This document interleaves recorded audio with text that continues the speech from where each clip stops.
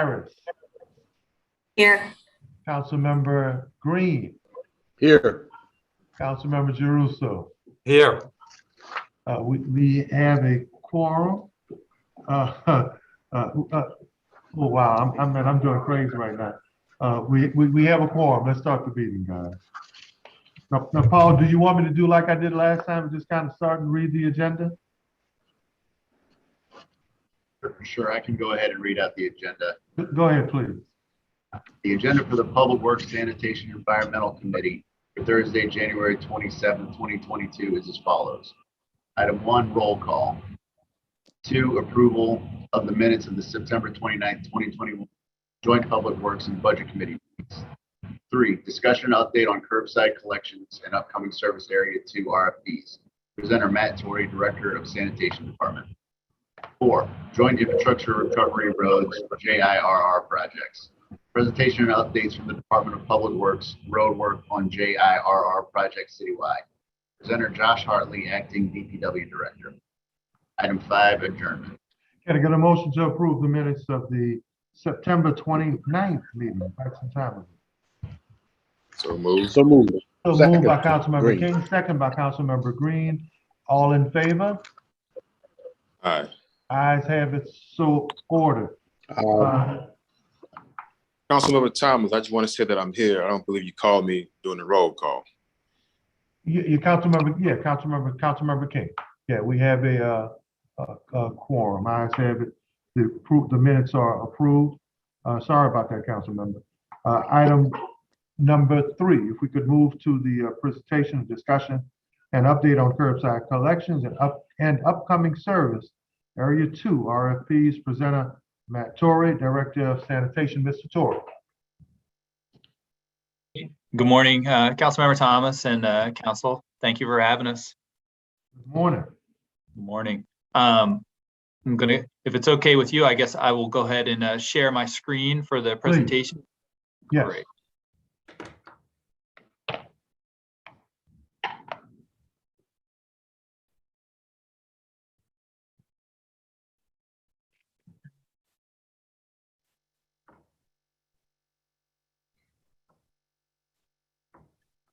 All right. Well, again, thank you for having us, and congratulations, and for some of the new council members I haven't met yet. Pleasure to meet you. Look forward to working with the new council. But I'm here today to provide an update on curbside collection contracts throughout the city. I'll touch just real briefly on some historical information on the curbside collection contracts. I'll talk about some of the issues and trends that we're seeing currently, and I'll also talk about the upcoming RFPs for Service Area 2. So on this slide here, you see the 3 service areas that the city is currently broken down to for sanitation services. You have Service Area 1, which is currently provided by Richards Disposal. You have Service Area 2, which current service provider is Metro Service Group, and Service Area 3, which is the French Quarter and Downtown Development District, which is service provided by Empire and KBS. So KBS acquired Empire in 2018. So sometimes you'll see those 2 names used interchangeably. Here's some general information on the 3 service areas and contracts. For Service Area 1, the current unit count for that area is 69,700. The 2022 contract value for Service Area 1 is a little over $11 million. Service Area 1 was bid in 2016, and the contract started on April 1st, 2017. It has a term of 7 years, so it's slated to run through March 31st, 2024. That contract also has 3 one-year extension options available to the city, should the city elect to move forward on any of those extensions. Service Area 2 was also bid in 2016 and has very similar contract terms. There are 66,281 service locations in Service Area 2. The 2022 contract value is right under 11 million. And again, very similar initial contract terms. The one caveat, of course, for Service Area 2 is that the city announced in the fall of 2021 that we would be going out to solicitation for new contract for Service Area 2 in 2022. And I'll touch on that later in the presentation regarding the update on the RFPs for Service Area 2. Service Area 3, as I mentioned, is the service area for the French Quarter and Downtown Development District, with Empire KBS as the service provider. There are 4,355 service units there that the city provides service for. As a reminder, the city does not provide sanitation services for hotels, bars, restaurants, or any building with more than 4 units. So that number in the Service Area 3 for the French Quarter and DDD is a fraction, obviously, of the service locations that are there. Most commercial establishments have private service contracts. The 2022 contract value for the French Quarter and DDD is almost $3.5 million. I have a note there that about $400,000 of that is allocated to Mardi Gras and special event cleanup. This contract was bid in 2014. It went into effect January 1st, 2015. It had a 7-year term as well, with 3 one-year contract extensions. The city in 2021 elected to execute the first 1-year extension of that contract for this year. So this happened as we were in the summer months of last year, dealing with some bigger sanitation service issues throughout the rest of the city. And then with Hurricane Ida hitting us, it really consumed a lot of our time with the hurricane debris removal cleanup, as well as the sanitation issues that arose shortly thereafter Hurricane Ida. So the city did make the decision to execute that first 1-year option for the French Quarter and DDD, which will carry us through this year for 2022. Some recent updates for the council. So the city transitioned to once-a-week solid waste collection in Service Area 1 and Service Area 2 on October 9th, 2021. This decision was made after the city struggled coming out of Hurricane Ida to regain a predictable service schedule across the city. We were struggling to have resources available. We were providing service, but we were not providing it on a predictable schedule, so that residents really didn't know when trash collection was going to happen, which was leading to carts being left on the curb throughout the city 7 days a week, which was not ideal for anyone. Moving to a once-a-week solid waste collection allowed the service providers for Service Area 1 and 2 to dedicate all of their resources to the routes that they were running on those days, to ensure that all collections were made on their scheduled days to provide that predictability of schedule to residents. We've continued to stick with the once-a-week schedule right now as we've moved into 2022, and continuing to make sure that those collections remain on schedule. We did restart curbside recycling in Service Area 1 on January 10th of this year. That was a big priority for the city to restart curbside recycling there. Unfortunately, we won't be able to restart curbside recycling in Service Area 2 until we award and transition to the new contracts in 2022. We just don't have the resources to do that and keep solid waste collections happening on a reliable and scheduled basis. In November of 2021, the city and the council suspended the monthly sanitation fee for all city accounts to account for the service issues that residents incurred coming post Hurricane Ida. And the city continues to have supplemental contractors assisting us right now across the city to ensure that service is being provided on a regular and reliable basis. So IV Waste continues to support solid waste collections in Service Area 2, collecting 2 routes per day from Tuesday to Saturday. That's an incredible help for us to make sure that those Service Area 2 collections remain on schedule. And the city's partnership with Waste Management and the operation of the Chef Mentor transfer station remains operational. The city worked with Waste Management to activate the Chef Mentor transfer station shortly after Hurricane Ida. The transfer station had not been in operation since 2007. but its location and its ability to provide convenient and efficient dumping for our solid waste providers on the eastern flank of the city has proven invaluable. It provides incredible efficiencies for our solid waste collectors, having to make short turnaround trips to the transfer station instead of having to go make the long haul to River Birch Landfill in Avondale, Louisiana. So this has certainly provided efficiencies. It's allowed our crews to be more productive and to continue to meet that scheduled collections that we have out there. On slide 4, you'll see a chart here showing some recent trends for 2021 and 2022. Clearly, the city leading up to and coming out of Hurricane Ida had some pretty significant solid waste collection issues that we were facing. Leading up to Hurricane Ida, our issues were primarily focused in Service Area 2 when it came to missed collections and failing to provide solid waste collections on the regular scheduled days. But coming out of the storm, it was citywide and Service Area 1 and Service Area 2, and this chart really demonstrates that. You see we peaked in September with over 4,000 missed collection complaints. Those are astronomical numbers when you think historically, we were generally in the 200 to 300 missed collection range for citywide. Historically, we've really come back to our historical norms on a lot of these metrics when it comes to missed collection complaints. We're right around 400 for the month of December, which is obviously a tenfold decrease from where we were at the peak in September.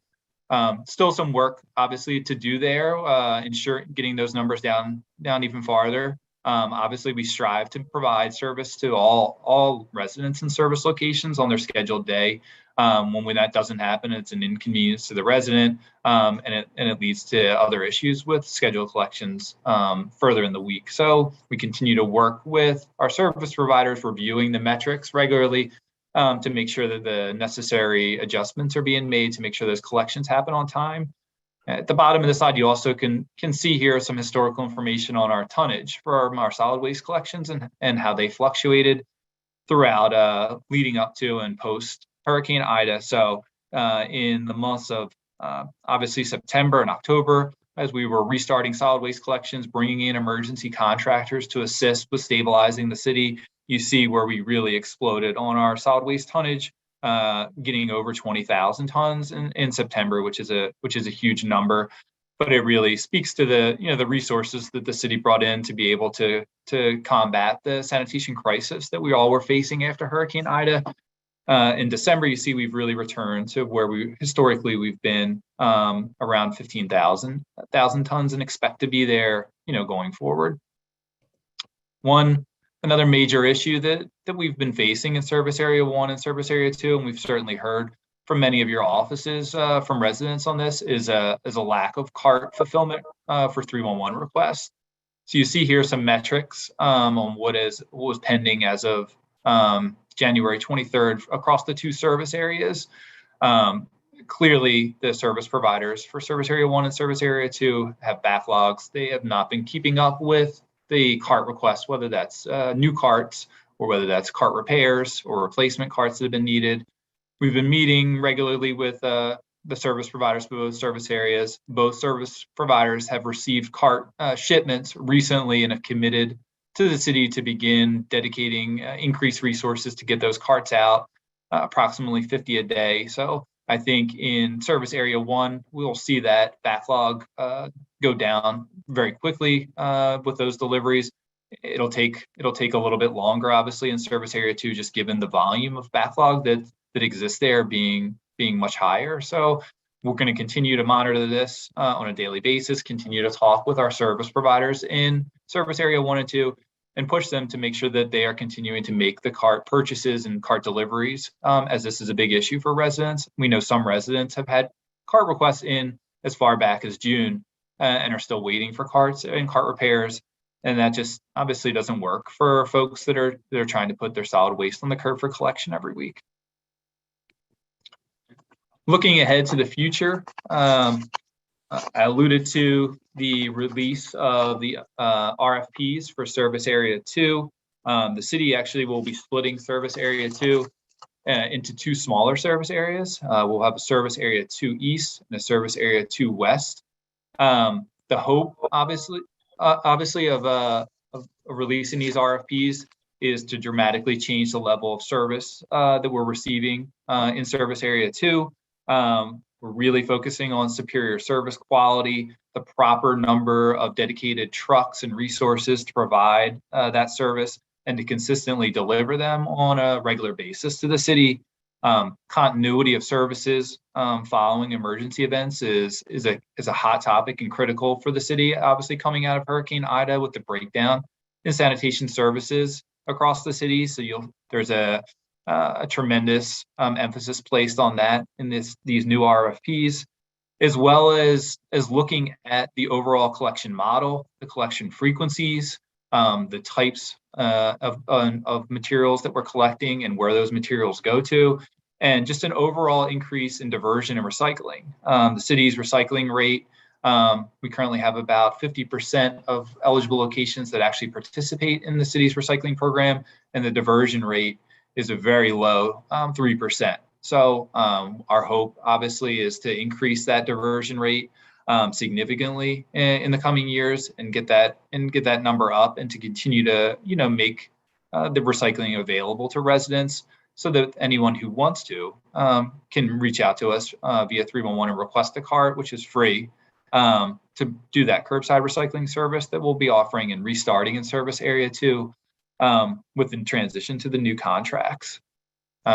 We continue to be in negotiations with Waste Management regarding the continued operation of the Chef Mentor transfer station. So as I mentioned, that transfer station was reopened after Hurricane Ida as part of our emergency response. Waste Management's still operating it today, and they are supportive of continuing to do that into the future.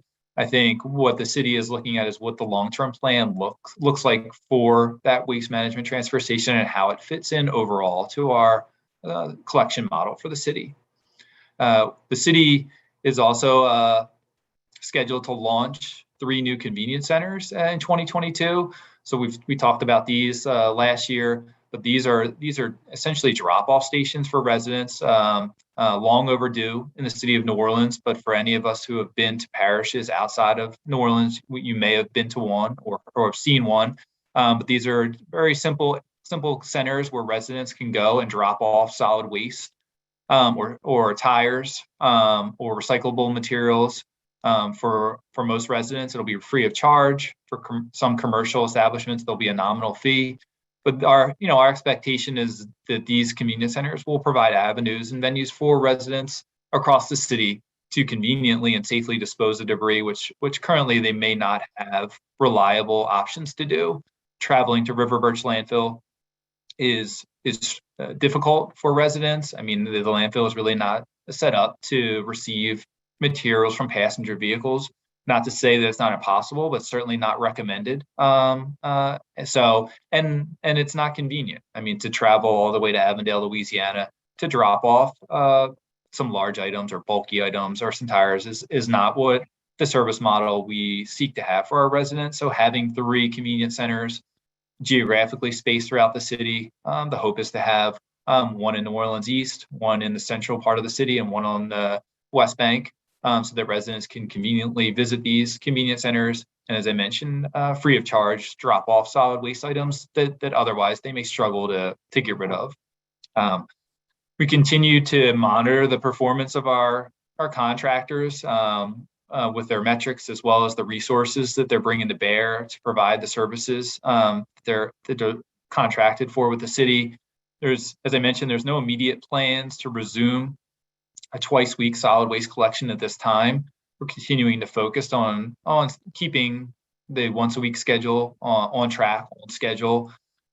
We did have a minor issue coming out of the holiday season with New Year's, and had a period of time for a week where we were behind schedule for service area 1 and service area 2, and it took some time to get back on schedule. But our delivery model right now is still very, very delicate, is the best way to put it.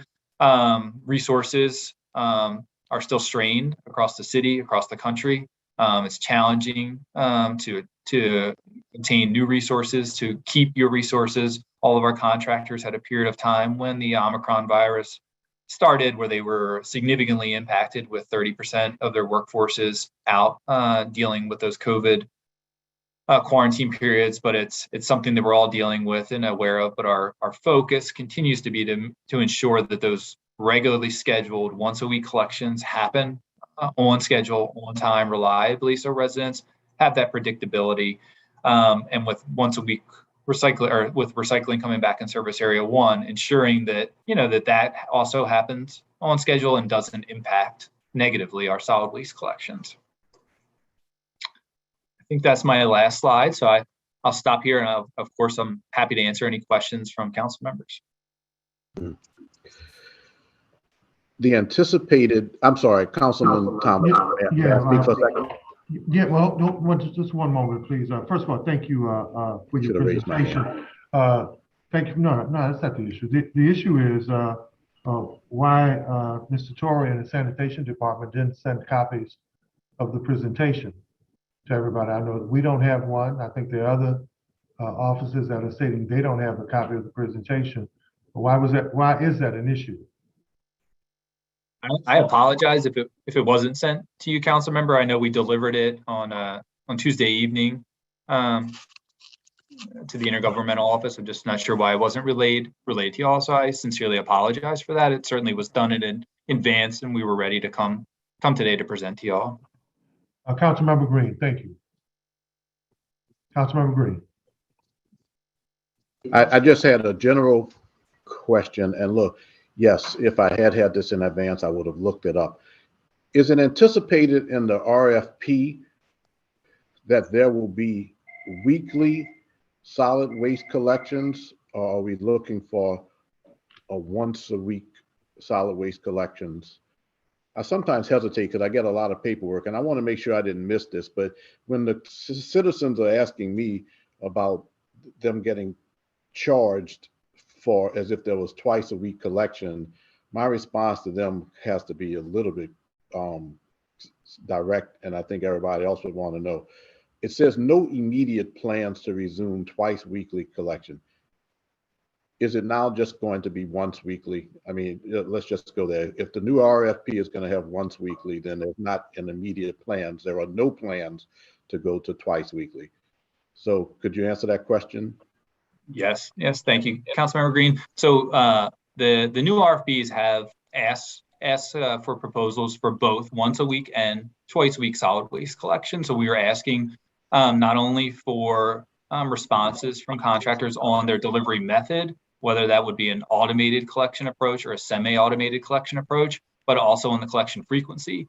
And then based on those responses that the city receives, I think the city will make a decision on, on what is best and how to move forward. So we're certainly asking for proposals on both of those collection frequencies for Service Area 2 East and Service Area 2 West. So it's not to say that we would never return, to twice a week solid waste collection. But I can tell you right now, we don't have resources available to us within our current contract for Service Area 2 to resume twice a week solid waste collections. So if the response came in correctly, there's a chance that we could have twice weekly collections in Area 2, but we would be continuing with once weekly collection in the other area. Let's say that proposal comes in and it does look feasible and viable to do twice weekly collections. Could you anticipate something like that happening? It certainly is a possibility. We are continuing to monitor our performance of our service provider in Service Area 1 now that they've restarted curbside recycling this month, to see how they are working, how the resources are continuing to increase, and that if there is a possibility of resuming twice a week collection there. So it all comes down to having resources to do it and continuing to keep the existing services stable while we expand. So I think nothing's off the table. So nothing is to say that we couldn't resume twice a week solid waste collections in Service Area 1 at any point, assuming we had the resources to do it. Okay, that's fine. I would be concerned if there was going to be twice weekly collections in one area, and of course taxpayers would go crazy. about it. So, I mean, I'll wait and see what the response is to the RFP, but presenting that option of someone being able to potentially satisfy the twice weekly collections creates a problem where we would immediately need to do twice weekly collections in other service areas. But I'll wait and see what the RFP is. I'll read it and see what the responses are when the administration receives them. Thank you. Thanks, Councilmember. Thank you, Councilmember Green. Councilmember King, Councilmember Jeruso, then Councilmember Harris. Councilmember King. Thank you, Councilmember Thomas. I just want to make a point to say that the residents of the French Quarter constantly call and they are not satisfied with the service of Empire. So I noticed that the service area 2, I believe, contract was sent out for rebid in the middle. Is that correct? So yes, we are in the process of finalizing the RFPs to release for service area 2. So if the city is not satisfied with the service, then it has no problem going back and put it out for rebid. Yes, yeah. I think the city made the determination based on the issues leading up to Hurricane Ida and following Hurricane Ida in service area 2 that it was a priority for us to go out for a new contractor for service area 2. Okay. Well, I just hope that Empire is listening, because I get calls and emails and people walk up to me all the time saying they're just not satisfied with the service in the French Quarter. So I just want to make that one point. And I'm happy to hear that you all are looking at public drop-off stations throughout the city, 3 in the city, East, Algiers, and somewhere in the middle. How much would those services cost, or would that service cost? So how much would it cost to the city or to the residents? Well, you said it'd be free for the residents. Yes. How much would it cost the city? I know we go before the Quality of Life Committee this afternoon. So there's some rough estimates around the capital outlay to get the sites built. I think the city has earmarked around no more than $500,000 per site to actually build out the convenience center sites.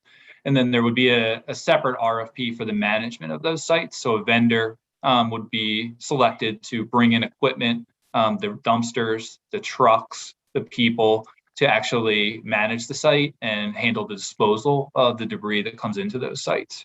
So there would be a fee that would come along. The city would incur a cost for those service fees as well. Okay, and how soon, I'm sorry, I'm going to cut you off. How soon do you anticipate this coming online? I think the city's, realistically, our hope is that coming out of the summer, the first convenience center would come online. We are in the process of finalizing the locations, which is taking some time, given that we want to be very careful in where we place these convenience centers, being very conscious of residential areas and the impact of those. I know we'll also be seeking, some assistance and input from your offices as well on where those final locations will be. And then, we'll have to go through the capital process of building out the sites and then obtaining the vendors through the RFP. So I think realistically coming right out of the summer, that first site will come online. Hopefully the 2 remaining sites will follow shortly thereafter.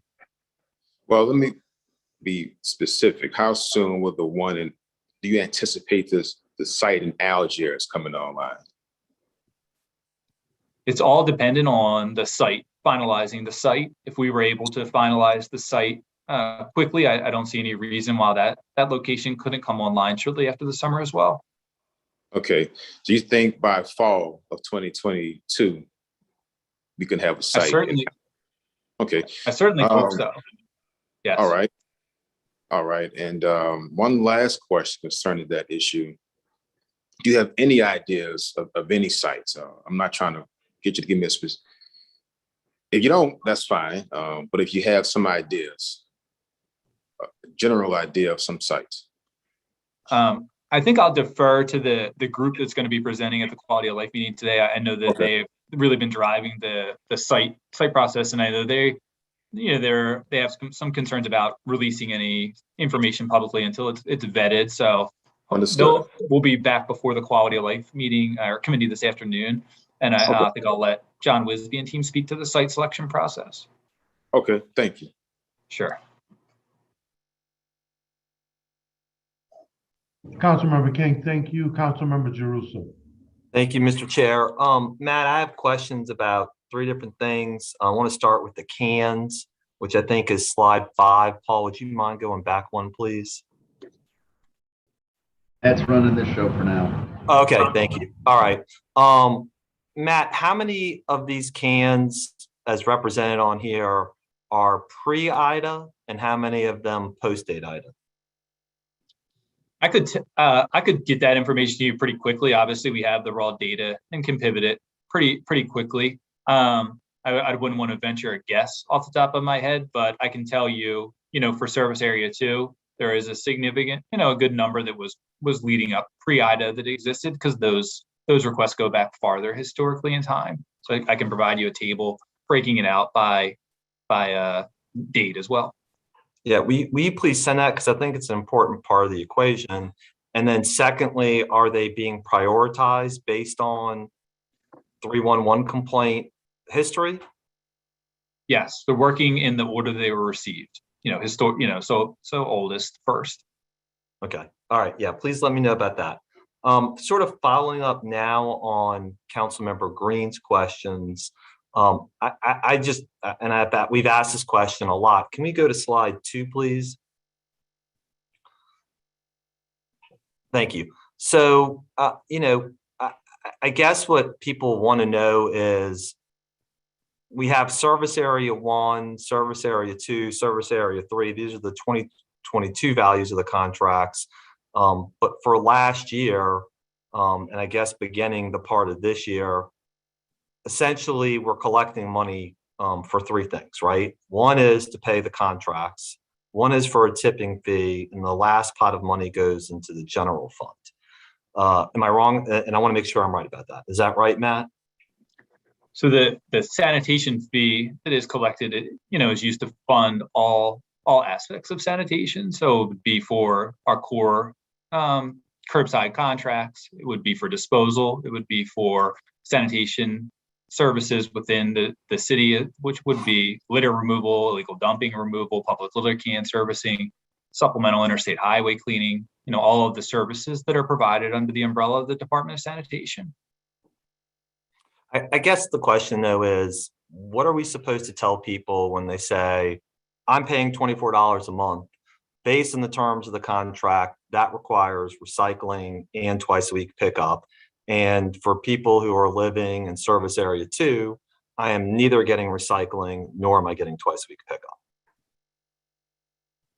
Yeah. It's a tough question, Councilmember Jeruso. I can tell you, I can speak to it obviously from the service side and kind of some of the, additional costs that we continue to incur coming out of IDA. So, while we've moved to once a week solid waste collection, we're still continuing to pick up the same amount of volume. It's just happening once a week instead of twice a week. I know this isn't a perfect model for the entire city, and that some locations certainly generate more debris that fits inside a 95 container once a week.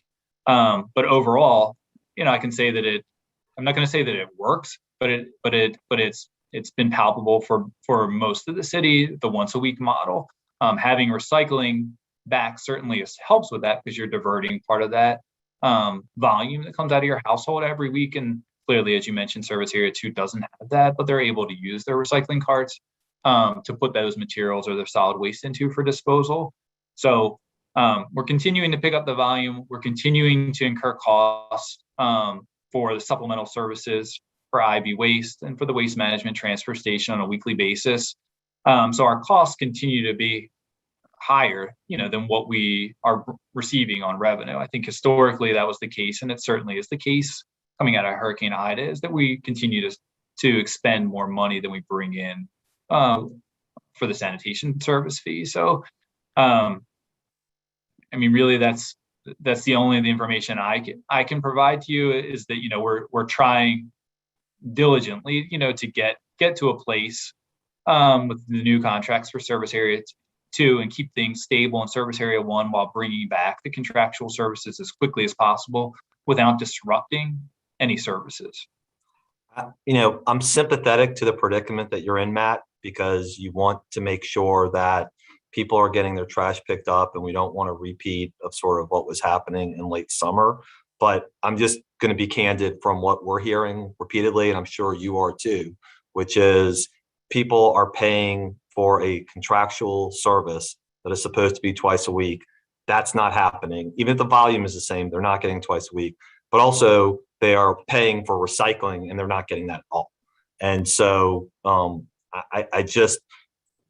going to say this as clearly as I can, that there needs to be other solutions that are drawn, and if the contractual agreement is 2+ recycling, then we need to be getting to that as quickly as possible.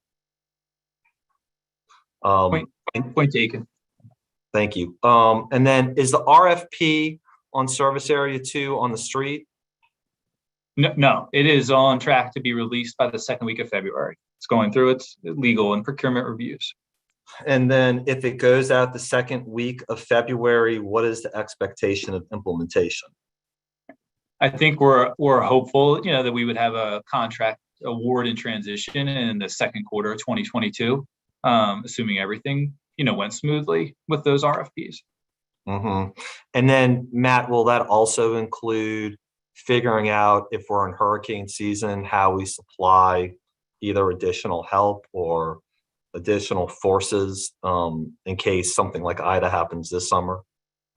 Absolutely. There is a dedicated section for continuity of services following emergency events in these new RFPs, speaking specifically to the scenarios that kind of played out after Hurricane Ida, with resources, equipment, fuel, lodging, all of those things, and moving resources around the city and bringing in additional resources from outside of the city.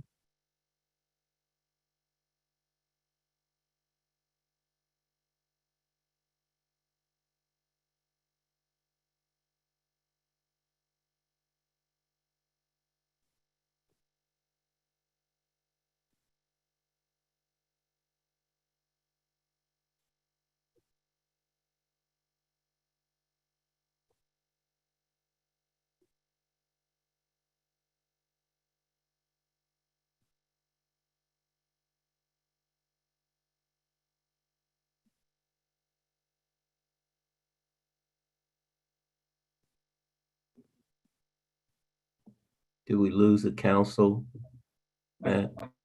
I'm here. I can hear you. Whoever was just speaking, this is Matt. I wasn't sure if I got. Joe. I think we might have lost the council. I'm not sure. It looks like a few people dropped off at the same time.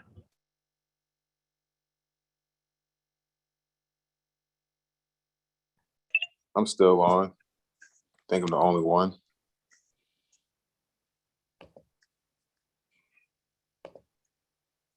And Matt, you're in City Hall, so it can't be the network there. No.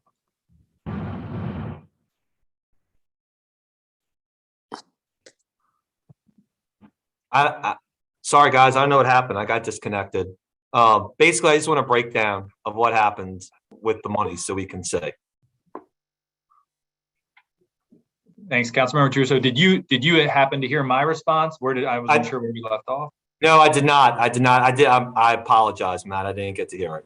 I think we all lost contact. So the last question I had from you was around, coming out of an emergency event, how do we ensure that we don't have the same issues we had Right. post Ida? So there's certainly a dedicated section on continuity of operations following an emergency event in the new RFPs that deals with resources, equipment, lodging, fuel, food, all of those things about the ability to move resources around the city, bring in additional resources to the city, and so on. So I think it was a very big piece of the RFPs, clearly, given the issues we faced.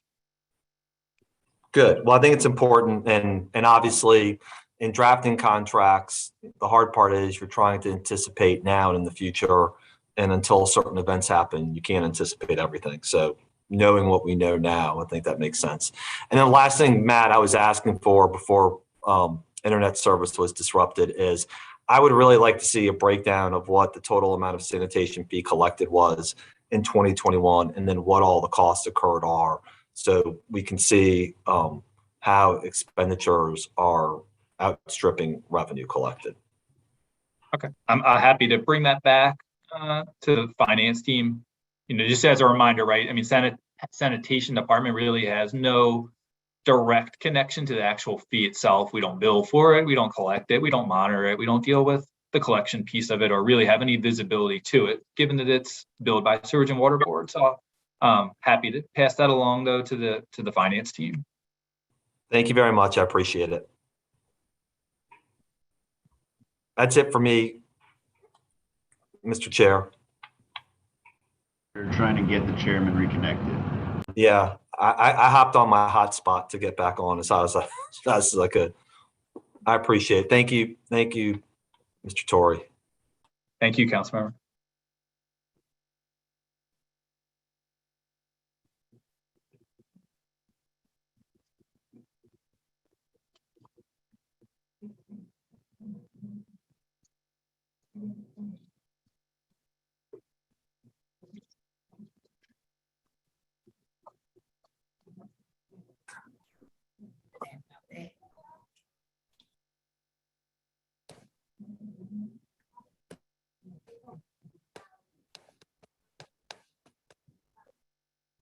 Russo's in his office.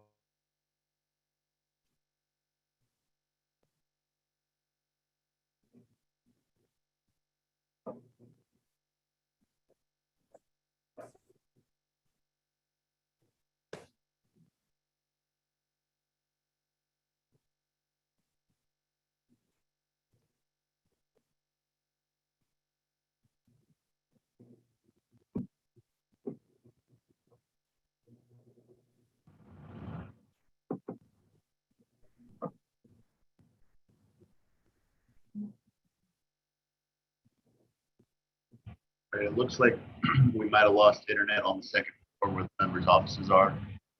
So folks are getting back on their mobile devices.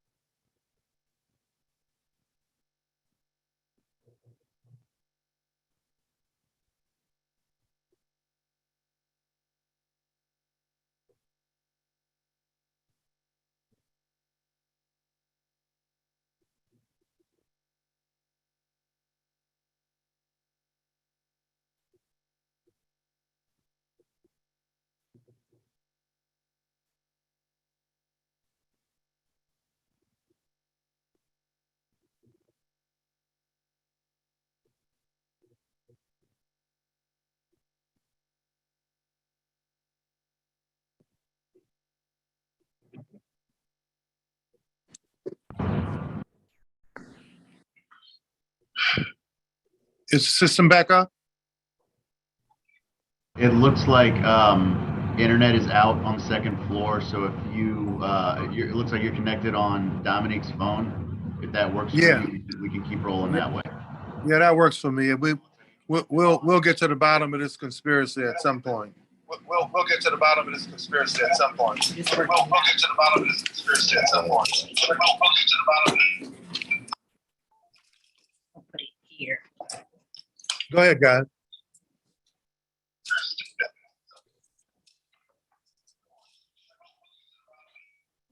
All right, Mr. Chair, I believe Councilmember Jeruso is finished with his questions and Councilmember Harris is next.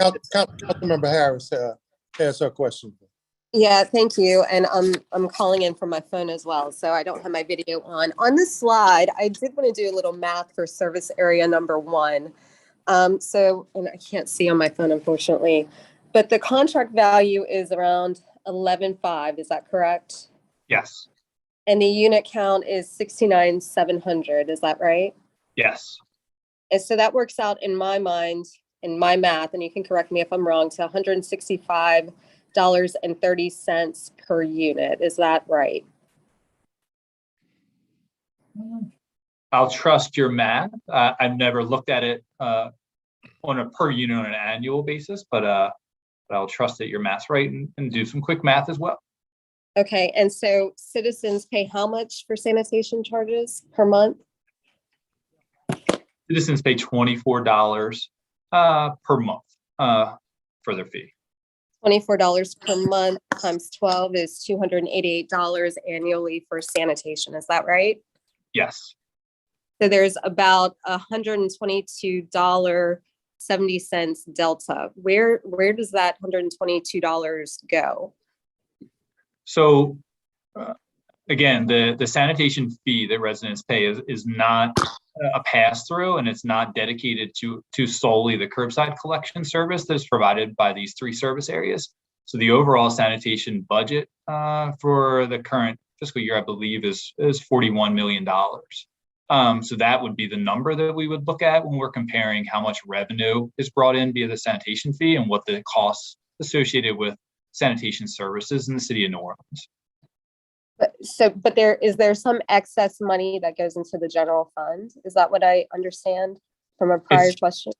Yeah, it's not the sanitation fee is not a pass through or an enterprise fund. So that money is not dedicated to sanitation in that it goes into a fund and is used for sanitation services. All of the money that's collected via the sanitation fee goes into the general fund, and then annually the chief administrative officer, through the budgeting process, allocates a part of that to the Department of Sanitation.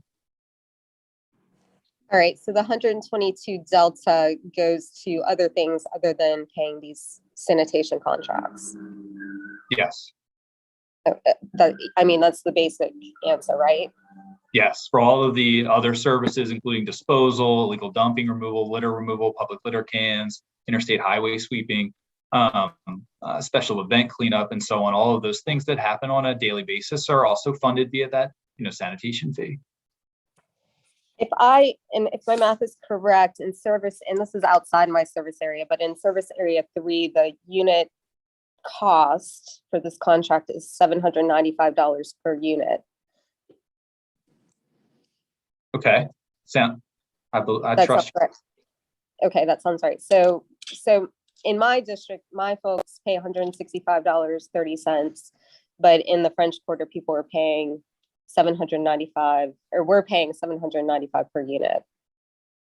I'm just trying to understand that. Yeah. So in the French Quarter, so wherever you live in the city, everyone still pays the same sanitation fee for a residential location, $24 a month. In the French Quarter, the service model is drastically different than the rest of the city. So currently in the French Quarter, city locations receive once daily solid waste collection. So that's 7 days a week, once a day solid waste collection, once a week recycling collection that happens there.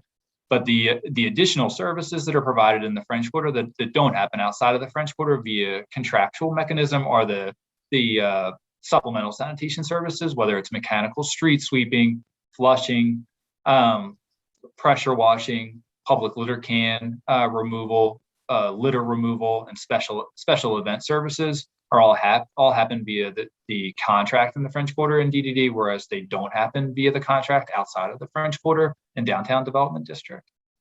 Okay, and so what I'm hearing in service area 1, some of the fees that we pay as citizens go to cleaning up illegal dumping, getting the tires off the streets, et cetera, or should be going to that, I should say. Yes. Okay. Are our sanitation fees going to remain at $24 per month, given the reduction in the amount of pickup per week? Is there any plan to adjust that fee? That's not something that the Department of Sanitation would decide on, but I'm not aware of anything in the immediate future around changing the current sanitation fee. Who would decide that? I mean, that would be something. I guess I'll be hesitant to speak to it. I'm not sure whether that's done via the council or via ordinance, or whether it's done via the administrations. I apologize. It's not something I'm familiar with. So I don't want to speak to it and be incorrect. Okay, got it. I just want to turn to recycling quickly. Is there any appetite or discussion of doing glass recycling in the future? I realize we're just at basic services now after Hurricane Ida, but there are organizations that do glass recycling in New Orleans. Is there any discussion of, on a citywide basis, recycling glass? Yes, yeah. So the city, like organizations throughout the city that collects glass once a week at the Legion Field drop off for recycling. So in a drop off model that exists, I think the city is open to doing anything, including glass, on a curbside model, as long as the model is cost effective and sustainable. So our barriers right now is that there is no MRF, and a MRF is the processing facility recyclables go to be processed and then ultimately sent to the recyclers to be reused. That there's no MRF in our region that takes glass as part of single stream recycling. So that means you couldn't put glass in your recycling container and send it to where our recycling go to. They don't process it. They're not set up to take it. Glass is a different material. It's heavy, and when it breaks, it causes issues on certain facilities that aren't set up to handle broken glass. So most curbside collection single stream across the country doesn't take glass for that reason.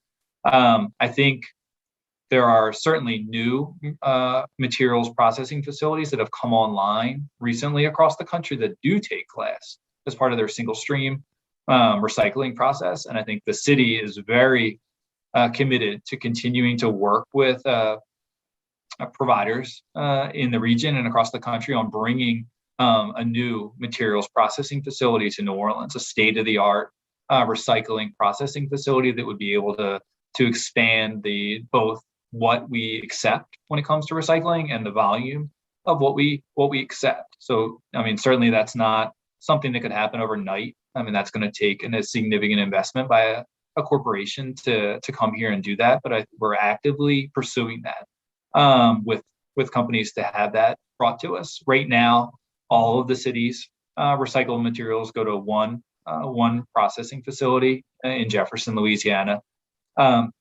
They don't accept glass, and there's no plan for them to accept glass in the future. So that's our limiting factor on where it can go. The other challenge with glass is that it's the nature of it in collection. It's a heavy material, so glass is is expensive to transport when you think about it from a raw material. And if you can't collect it in a single stream method, that means there has to be a dedicated collection that would happen. So we actually did pilot this in the French Quarter in 2015 for a period of time, doing a separate dedicated glass collection at eligible city locations. And it's exactly what I alluded to. You had a separate group of trucks running on a whole separate day, making the entire route in the French Quarter.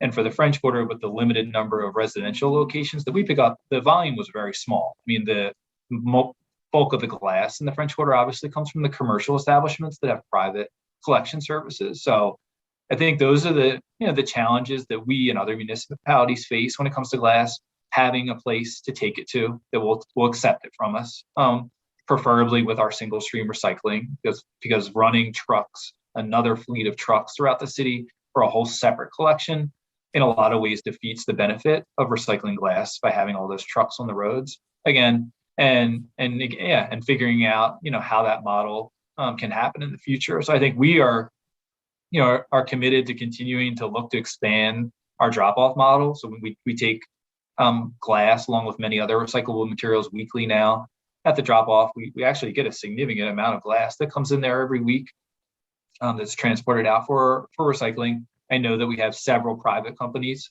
that have formed in New Orleans and are operational and doing quite well and expanding their reach here which is great. And I know there are several other businesses that have talked to us with regards to glass that are looking to get into that business. So I think we're just open, or continue to be open to how we can expand what we take for recycling, not only if it's glass, but any other item that we're currently not accepting for a variety of reasons. How can we expand what that available list of recyclable materials looks like, and most importantly, increase the participation and diversion rate? Okay.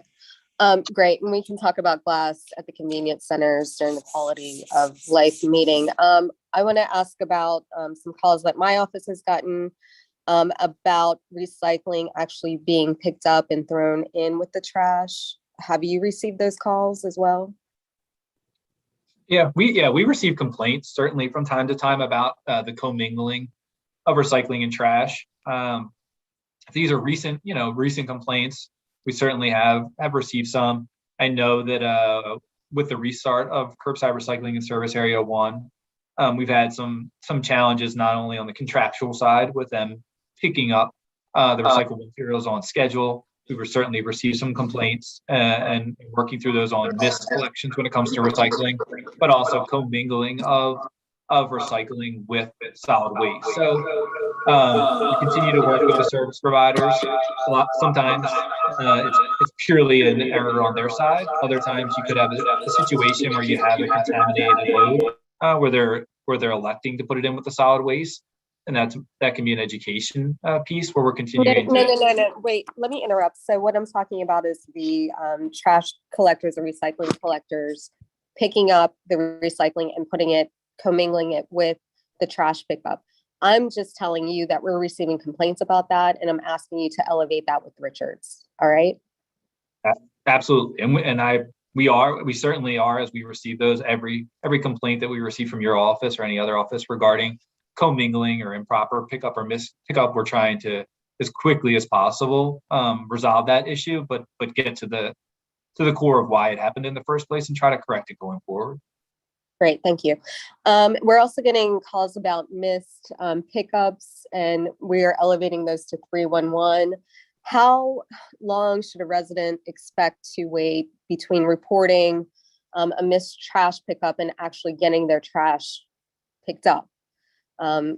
Is there a day, 2 days, 3 days? Do they have to wait until the next pickup day? What's the timeline? The expected turnaround time for a missed collection complaint is 24 hours. Okay. So if their trash isn't picked up in 24 hours and they need to call 311 again, or our office again, we're getting these complaints.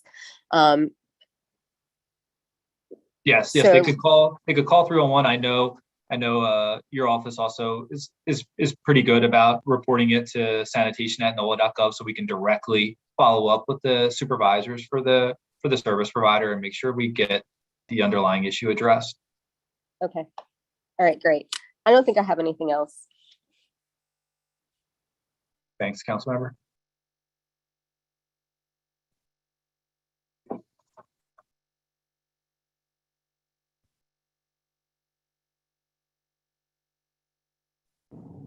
Councilmember Harris is finished? I'm done. Yes, thank you. Thank you, Councilmember. Any other comments or questions for Mr. Torrey from my colleagues on the committee? Mr. Torrey, a few things. First of all, thank you for your service and thank you for being here. I want to kind of start with the comment right now. Right now, because of trash collection or not, right now, because of dumping, right now, because of litter, the perception around this community now is that New Orleans is a place where you can throw your trash, where you can dump anywhere, where even in many cases after they pick up the trash, there's probably as much trash left after it's picked up than you originally had in your can or in front of your home. And I'm saying that to say that as the director of sanitation, as the chief litter, a solid waste expert in the city, what does that do to you and the men and women who work for you who are charged with that responsibility. Because what I'm saying is that just take a look around the city right now. You know, and even with the dumping now, we have these major dump sites in New Orleans East and parts of the community, but people feel like now anywhere you drive, you'll see a mattress here, a living room set here, 5 tires here. You know, just like with this proliferation of crime right now, it's almost as if people really don't care. Is there a clean city initiative at all? Yeah, thank you, Councilmember Thomas. And I guess to start with, you know, you mentioned, you asked how that affects our workers. So, you know, the Department of Sanitation is a relatively small department when we think of what we're tasked with doing. We're only about 60 employees currently. This department works 7 days a week, 365 days a year to try to have a semblance of keeping up with some of the issues that you described, whether it's litter, illegal dumping, waste tires, or anything else. And as you mentioned, in many times, as soon as we clean up something, no more than a couple days later or a week later, we'll return and it'll look like we didn't clean it up. And that can be demoralizing at times, but I think our team understands the environment that we're working in. I think the dedication is there. They work, as I mentioned, 7 days a week, holidays, rain, shine. I mean, there's no days off for the Department of Sanitation. So I think the commitment is there. Unfortunately, the volume of whether it's litter or dumping or tires is simply overwhelming. And it's not something that clearly a department with 60 resources can keep up with. I think where we're trying to move towards through the Cleanup NOLA initiative, and Jonathan Wisby and the team will speak to this afternoon, the Quality of Life initiative, is trying to come up with solutions that haven't existed in this city to provide avenues and places for folks to easily and free of charge dispose of debris to hopefully alleviate some of that illegal dumping that's happening. I have to think that some of the dumping that we see and that you alluded to, whether it's mattresses or furniture, are folks that basically just throw their hands up and say, I'm not going to drive all the way to the landfill to get rid of this. I'm just not going to do it. And it ends up where it ends up, where they give it, or they hire someone else to handle it. And that's where that person disposes of it. Launching these three convenience centers, our hope is, and our expectation is that will have an impact on illegal dumping and providing places for people to bring debris free of charge. And coupled with that is always the enforcement side and trying to figure out ways to increase public awareness and enforcement around litter and dumping. But your points are spot on. People do seem to feel free to place things wherever they want. A lot of times there's not even an expectation that it's going to get cleaned up quickly. And a lot of times it's coming from the very neighborhood where these residents live. And that's terribly disheartening for the people that live there. And we hear from them all the time. I think we strive to prioritize quality of life issues where they're directly impacting residents in a very severe way to try to get those cleaned up sooner. Because clearly our turnaround times are longer given the volume and nature of the debris that's across the city. We've always and continue to partner with neighborhood groups who are doing cleanups throughout their neighborhoods to promptly come out and remove any debris that they might collect or assemble as part of their cleanups, and those happen every weekend. But yes, I mean, your point is very valid and a very real daily dynamic that the Department of Sanitation faces with the resources that we have, is that just trying to even keep up the norm on the major thoroughfares is challenging with the resources that happen and the volume of litter and dumping around the city. Okay, so you don't have enough resources for two-a-day pickup trash, and you don't have enough resources for a clean city initiative. You've mentioned resources 3 times just in your last couple of sentences. Yeah, well, I think clearly, I mean, a department with 60 workers is not adequate to clean up the amount of volume of litter and dumping that are throughout the city of New Orleans. What about to stop it? And you mentioned people driving. They're not driving to the transfer station. They're not driving to the landfills outside the city. But what is happening is they're driving from Texas, like the haul that dropped a load in New Orleans East on a gentleman's property. Like they're driving from Alabama and Mississippi. They're driving, so they don't mind driving a distance from neighboring states to drop it here. So what are we doing about that? Because you also mentioned enforcement. Do you have a relationship? Is there a relationship with code enforcement? Because a lot of it comes from apartment complexes. They got the trash all over the dumpsters. I mean, surely someone from your staff drives around, does an assessment, gets with code enforcement of the municipal court judges and says, hey, we got to set a trap here. We have to have code enforcement go visit these apartment complexes here. That happens, right? Yes. I mean, the Department of Sanitation, just so you know, council member, has 3 rangers currently for the entire city. So those are the enforcement piece of the Department of Sanitation. They have the ability to issue warnings currently to residents, whether it be an apartment complex or a commercial business regarding violations. So yes, those 3 rangers are canvassing the city and interacting with residents to seek compliance, sending letters, and where they can, working through the administrative adjudication process, whether it was safety and permits or code enforcement. The city is filthy. It's dirty. It has to do with how people feel about their community. So when we talk about hope, when you talk about crime, cleanliness is next to godliness.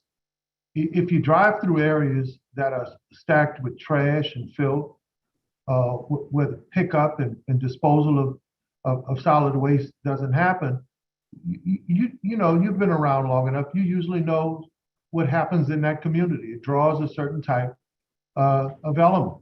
It creates a certain type of environment. Is this city dirty because the people are dirty, or because we're not doing what we need to do to create an environment where we don't trash our city? Which one is it? I'm not an expert in trash collection. You are. Which one would you say it is? Are the people just innately dirty and don't care? Or is it that we haven't come together, all the agencies that can educate and fight this, we've fallen short where we are in our position? Which one is it?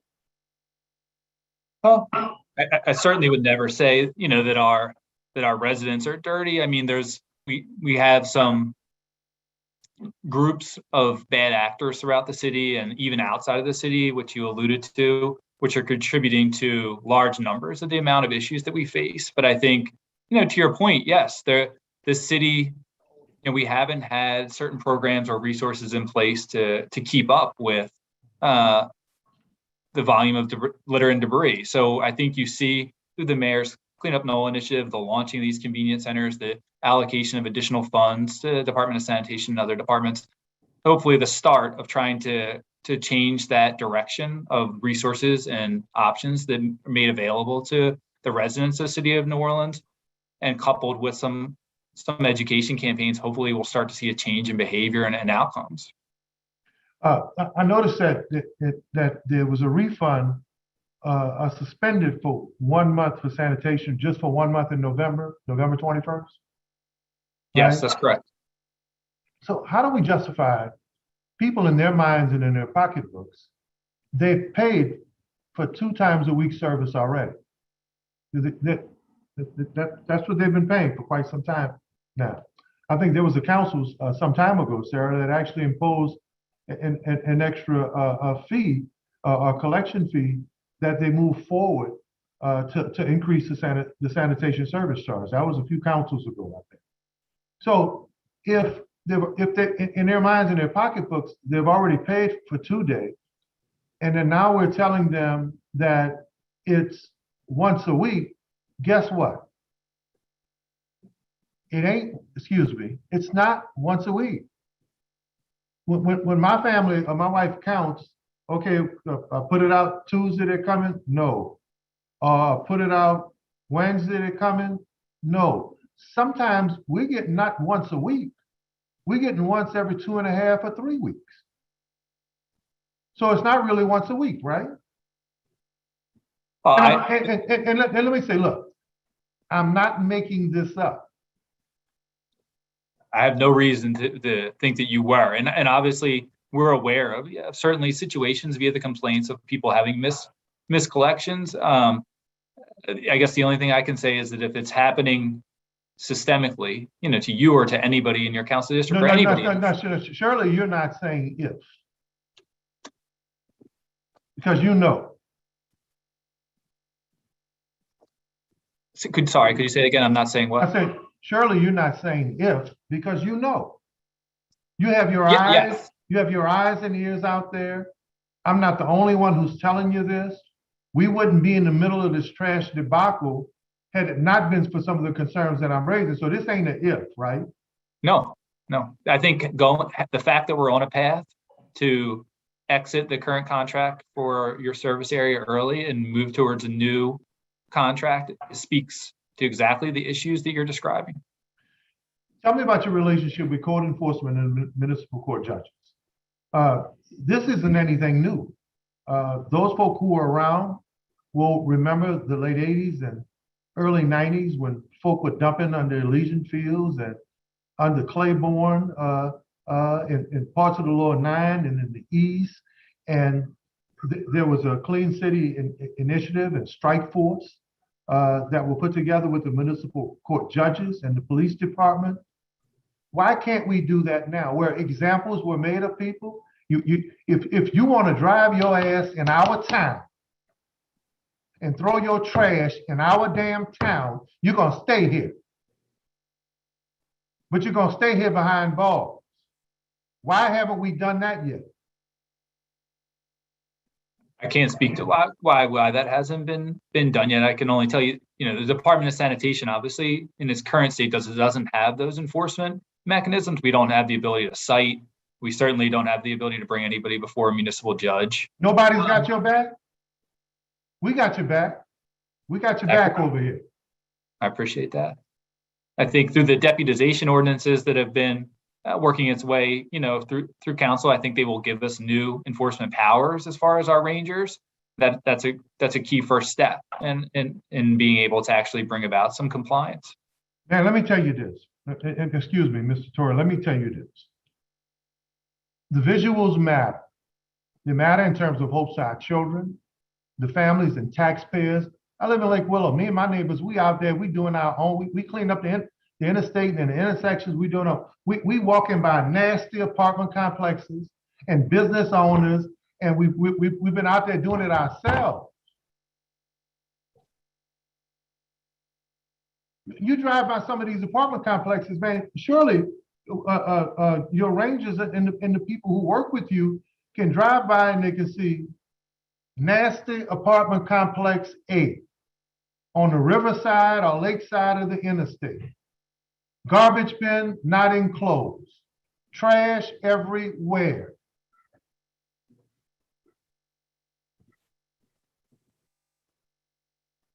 And have a reaction with say, no, we don't need to wait for a citizen or the council to report that because we're part of the sanitation team. We're part of this. We're going to report that. We're going to get code enforcement to go out there. Yes, that is happening, council member. I hear it. But the same actors, we can drive around here and go see the same actors, the same apartment complexes, the same businesses. Do people know that litter abatement is attached to every occupational license that's given to a business? That they're responsible for litter abatement in front of their business? Yes, they should know that. Yes. I've been on these calls about, man, we've been doing these meetings about everything, crime and all of that stuff is serious, but I have not reacted like this on any of it. But I know the nastier we allow this city to look, and the more we allow people to get away with driving to our city from where they live to dump their damn trash and to put their filth, that we're not going to be able to get our handle on crime. We're not going to be able to create hope in our children. We're not going to be able to have taxpayers, man, be committed to this place to feel like at least with that essential service, their money is going to an area where they're going to get some results. Well, I hope we don't rate Mardi Gras by how much trash we pick up this year. We And don't. We don't. And Councilmember Thomas, I just want to say, I mean, I am very open and willing to, meeting with you and any other council members about ideas to how to do things differently, how to do things better, how to improve and hear directly from you all. Got some ideas right now. So happy to meet with you, and I hear everything. No, we don't need to meet with you. I'm gonna share some with you right now. Great. Anybody, any contractor that's on a trash route, have some of your people trail them or follow them one day. See if what they collect is as much as what they leave in front of our homes. Have your people get together with the municipal court judges and quality of life officers and do some stakeouts in the same place where the tires are going to be dumped every time they get cleaned up. And have a strike force handcuff their ass, take them to jail, and then we'll be ready to go stand in court to help prosecute. And last solution, any contractor that gets a contract to pick up trash and is not honoring that contract, have a clause where their contract can be canceled. Period. For cause.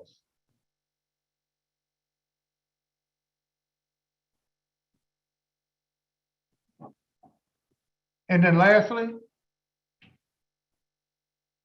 let's start a clean city education campaign where we get the schools involved, we get nonprofits involved and churches involved, where we can begin to set a foundation for it. Not only is cleanliness next to godliness, but cleanliness prevents unclean elements from setting up in your community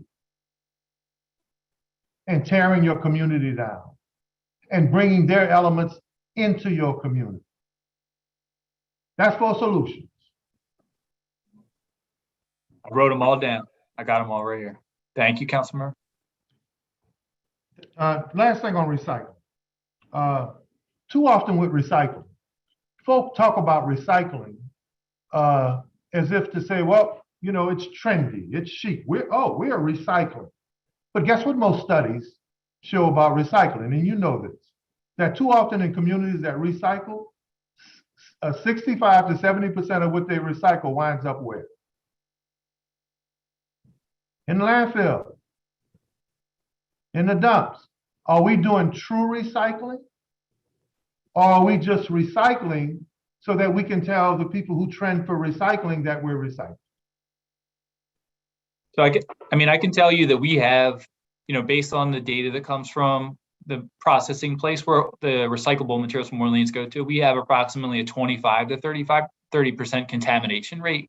That means items that aren't eligible for recycling. 2 years ago, we actually, greatly limited what we take, as far as recycling materials. We currently take plastics 1 and 2, paper, cardboard, aluminum can, tin cans. So we don't take plastics 3 through 7, and some other items that are what you're alluding to in other communities that go to recycling plants ultimately go to the landfill because of their low commodity prices. So I think, we certainly, track that. We see that coming from the MRF on what amount of the materials that go there, ultimately are sent to the landfill.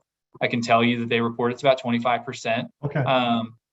So yes, it is something that we monitor, but recycling has changed a lot over the past 10 years. It used to be a business where our contractors would pick up recycling and would actually get paid for the material when they brought it to the processing center. Now it costs them 5 times the amount per load to take it to the processing facility than it takes them to take it to the landfill. It's $100 to $150 a ton to bring those single stream recycling materials to a MRF to get processed. With China limiting its markets, everything stays domestically and there's limited locations for what can go to. So yeah, it's an evolving and changing changing environment when it comes to recycling. But I think that there's a commitment on the part of the city, to do those programs and to bring those back and to see them grow. I have a couple of things that we'll talk about in private. Usually whenever I chair a meeting, I try to let my colleagues go first. I see my colleagues have questions again, so I'll get back to them. The last thing I'll say is let's create an industry locally around these tires. So if they want to get in their damn truck and drive all the way from Texas and dump their stuff here, at least we'll have some recycling where we can make some money off. But until we do that, let's let them know they're not welcome.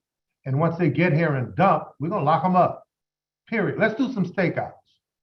They got drug stakeouts. They got gang stakeouts. Well, let's do some dumping stakeouts. Thank you. Thank you, Mr. Councilmember Harris. Thank you, Chair Thomas. I absolutely agree with your comments about a Clean City initiative. I think that's something we need to do immediately. And it is proven that a clean city actually deters violent crime. So this is as important as cleaning our city up to stem violent crime. I do have a question about the contracts. I would love to see a copy of the contracts for Richards, Metro, and Empire. Can you get me a copy of all of those contracts? Yeah, I'm sure that the law team can provide them to you. Not a problem at all. Okay, I'll request that from legal. And then on the hurricane contracts, you said something about in the RFP, you're going to ask for specific services from the responders for hurricane cleanup. Is there any thought of just engaging a separate contractor to do hurricane cleanup that the contract triggers if there's a hurricane, so that we're not stuck in we're not back here? So the language that'll be included in these RFPs is around the resumption of their services immediately following a storm. That was the primary breakdown that we had here in New Orleans, is that we weren't able to resume our contractual services following Hurricane Ida. We do have contractors that are in place for hurricane storm debris removal, but yes, to your point around having additional capacity available to us in the event of a failure on the part of one of our contractors, yes, so that we can have tap into those resources. So yes, you are going to consider or implement having a separate contract for a separate company to do post-storm trash pickup. We will look at having those emergency contracts in place. Yes. Because we know hurricanes are going to happen every year and we're going to be in the same position. So I just want to make sure that we are planning and looking ahead now so that we are prepared for July through November. Yes. To answer your question, yes. Yes, Councilmember Harris. Okay, I think that's it, and I will lower my hand. Thank you. I wish code enforcement was here to answer some of these questions, because they ought to be working in conjunction with you, period. There should be no separation at all. And too many of these departments need to have relationships that the relationships are so tight and so bound by the charter that it doesn't need to get to the mayor. It doesn't need to get to the council. That's the part I don't understand right now, and I'm serious about it. Councilmember Giarrusso. Thank you, Mr. Chair. I raised my hand primarily because of a question you raised, which is what we've been doing lately. Mr. Torrey, can I ask this, and you may not have this at your fingertips, but the information we were provided at the Budget Committee, sanitation showed a personnel surplus of about $470,000. Do you know about that? Sanitation showed a personnel surplus from 2021. Yes. I can't speak to it specifically, but I can tell you we had, obviously we had a great number of turnover and vacancies in 2021 as we went through the COVID pandemic, and with budget constraints going on there and filling vacancies, some of those didn't happen. Yeah. Yeah, and I guess the only reason why I'm raising the question is, look, we always hear about resource allocation and making sure people have enough money. But if there's, even on the personnel side, $470,000, and there's other things that need to be done. How are we using that money in real time to get you the things that you need? And I will say this, if you see it happening, let us know, please, because if we need to reallocate from personnel to operating or to do something else to help you do your job better, we want to know that as quickly as you see those issues arising. Thank you. Absolutely. Thank you. Thank you, Mr. Chair. Councilmember King. Mr. Torre, it brought to my attention that after the Namtok parade, the city is not planning on picking up trash immediately after the parade. Are you familiar with that? Yes. Yes, I am, Councilmember King. All right, I'm not getting on you. I just want to make it very clear for my constituents that Councilmember King did not sign off on that plan or is not in agreement with that plan. So can you explain the rationale behind that? Sure. So historically, on that second Saturday, it's the heaviest day when it comes to parades, right? We have parades uptown on the West Bank and on the in Mid City, with Endymion following it. Historically, the Department of Sanitation will begin cleanup following the Namtok parade on the West Bank. We will do as much as we can before we have to stop to transition back to the East Bank to be in position for the Endymion parade. That usually means we clean approximately 25 to 30% of the route, primarily on Holiday Drive and a small amount on General Meyer before we have to leave to come back to the East Bank. This year, with the change in the routes and Endymion now not rolling down St. Charles Avenue and now rolling down Basin and Elkin Loyola, that means that we will now need to clean what we call the entire uptown route after Iris and Tux, where in the past we've stopped at Calliope Street and waited for Endymion to come down St. Charles and make their turn onto Howard Avenue to go to the Superdome.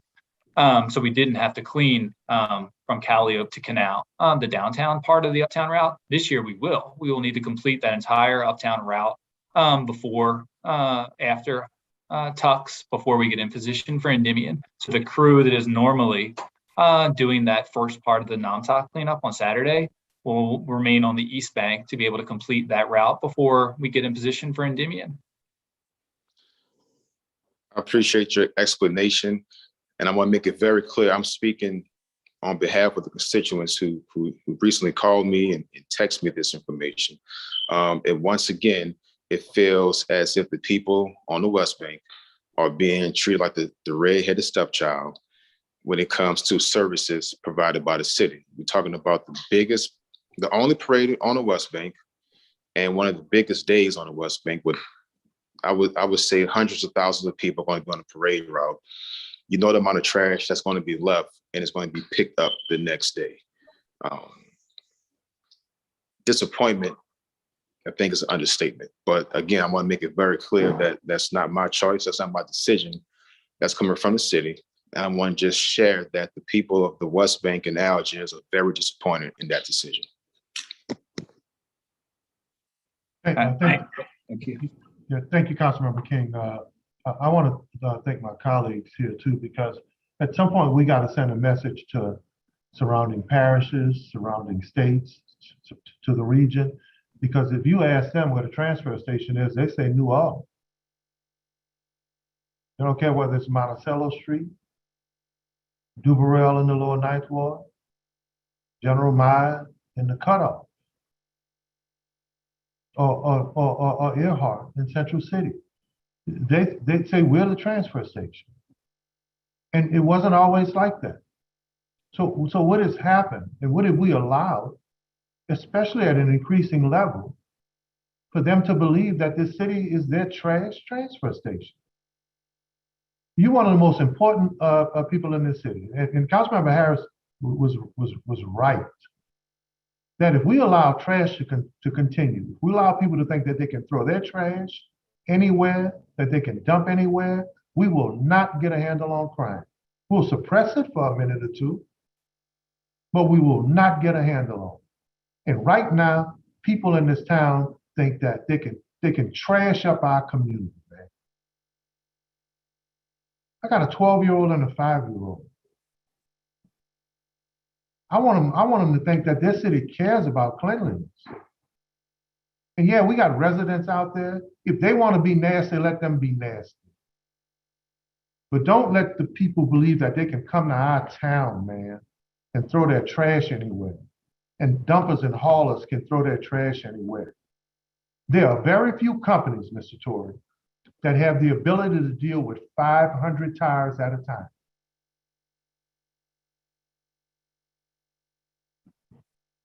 Their expertise is going to dealerships and tire places and doing pickup, hauling and disposal. It don't take a rocket science to find out which one of those companies that operate in our region, which ones have been cited before, and the ones that are, goddamn it, doing it again. Because they think we're a transfer station. We're not. And we ought to be treating them like the dope dealer and like the carjacker. Now, I have not got this out of the way at any of our meetings. But I was raised in a household where my parents said, if you can't be clean, you can't be nothing. And we're allowing this town to be dirty.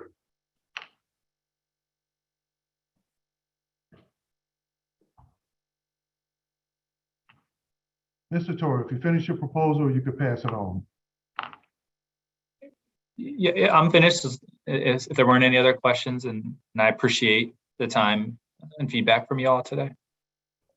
If we can help you, we're here to help you, sir. Thank you. I certainly will take you up on that, Councilmember. I appreciate you. It's item number 4 is next, so we have, who's next? Who's next with the presentation? Good morning, Councilmember Thomas. Good morning. I think Paul has our slides and is going to go ahead and pull them up.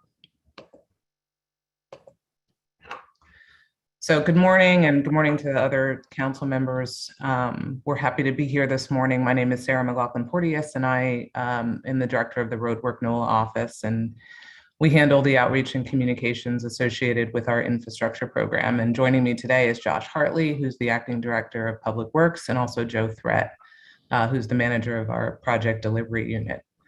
As I said, we're very happy to be here this morning. As you all know, Mayor Cantrell has prioritized infrastructure throughout her first term. We are making a lot of progress. Since May of 2018, we've completed nearly 100 roadwork projects at about $271 million. 32 of those projects are part of the Joint Infrastructure Program, which Josh is going to discuss in more depth today. And today we've got about 80 projects that are under construction at a value of $700 million. So we've got a lot of work going on. Within the next year, construction scheduled to begin on more than $1 billion in additional joint infrastructure projects throughout the city. Obviously, all of this work has not come without challenges, and we are making programmatic changes that are going to, ease some of the burden that many of our residents have been experiencing. And Josh is going to talk about our progress and go into some of the steps that we're taking as we continue to move this program forward. So without further ado, I'm going to pass it over to Josh to get into our presentation. Thank you. Josh, please. Thank you, Sarah. Good morning, Councilman Thomas and Council. Next slide, please. Wanted to start just with a brief history of what this program is and where we've gone and where we are currently, as Sarah had mentioned. So in December of 2015, we received a $2 billion FEMA settlement for this program. Obviously, the priority on that is repairs from Hurricane Katrina. That includes sewer, water, and drainage, subsurface infrastructure, roadway repairs, sidewalk repairs, and ADA access curb ramps. So in May 7, 2018, when Mayor Cantrell came into office, there were only 10 of these projects in construction. 0% of that funding had actually been reimbursed from FEMA at that time. Since then, and where we are today, we have 58 active projects in construction valued at $643 million. 24% of that FEMA funding has been reimbursed. One of the milestones that we have met on this program is 54% of our projects are either completed, in construction, or in the bid and award process. So we're getting there. Still not obviously at the peak of this program. That's this year, coming up with a lot more coming. One thing that we're also doing, we still meet quarterly with the Infrastructure Industry Day, where we connect all contractors, both large and small, to our resources available to discuss projects that are upcoming, as well as having like the Office of Supplier Diversity there to provide resources and connect with primes for those DBE firms, et cetera. Another thing that we mentioned at the last Industry Day was our new RFQ for professional services for engineering firms. We both have large and small there. And where that's going to come into play is the local bond sale that just happened, the $300 million, where several new projects will be put into design this year as well. So next slide, please. So obviously with 58 active construction projects at this time, it certainly has come with several challenges, as we all are aware. We see that in every neighborhood of the city at this moment in time. So towards the end of 2021, we realized that we were reaching a critical point in the program where we needed to kind of take a pause on putting out new projects to evaluate the program and see what changes we need to make based on the lessons learned from these current active projects. This is the most construction that we have had infrastructure-wise in the city, I think, ever, honestly. So certainly there's some new challenges that we've experienced. And like I said, we paused. We have not put out any new projects since, I believe, August or September of last year. And one of that goals is to allow the current projects to catch up and try to complete before we enter any new contract or any new projects. So one of the biggest challenges citywide is the lingering construction, right? That where there's roadways that open up with construction, then they sit there, right? That's a constant issue. Very aware of that. And part of the challenge with that is just the way the contracts were set up on these first projects in this program. You know, they're given, I'm making this one up, but you're given 400 contract days to complete X amount of blocks on a project. You know, this project is the entire neighborhood, which is not something that DPW normally would do. It's usually just one corridor at a time, 6, 7, 8 blocks at a time. So the difference here is that there's now 400 blocks in one neighborhood, and the contractor is, you know, able to go and actually do work on all 400 blocks, you know, once they submit that schedule to us with that. And obviously that led to these challenges where they'll start a block, something will happen, they'll move to a next block and continue working, right? Obviously that's a problem. These projects are also active in construction now, or what we call our Wave 1 and Wave 2 projects, which are the first round of projects that are incidental in nature. They focus more on patchwork, not necessarily full reconstruction of all utilities, et cetera. However, once we open up that roadway, we recognize that we can't just leave failing infrastructure in place and just pave over it, right? And so what ends up happening is some of the delays that you're seeing, it's not just the contractor not doing work. They're waiting on our engineering firms to actually add that scope of work onto those blocks.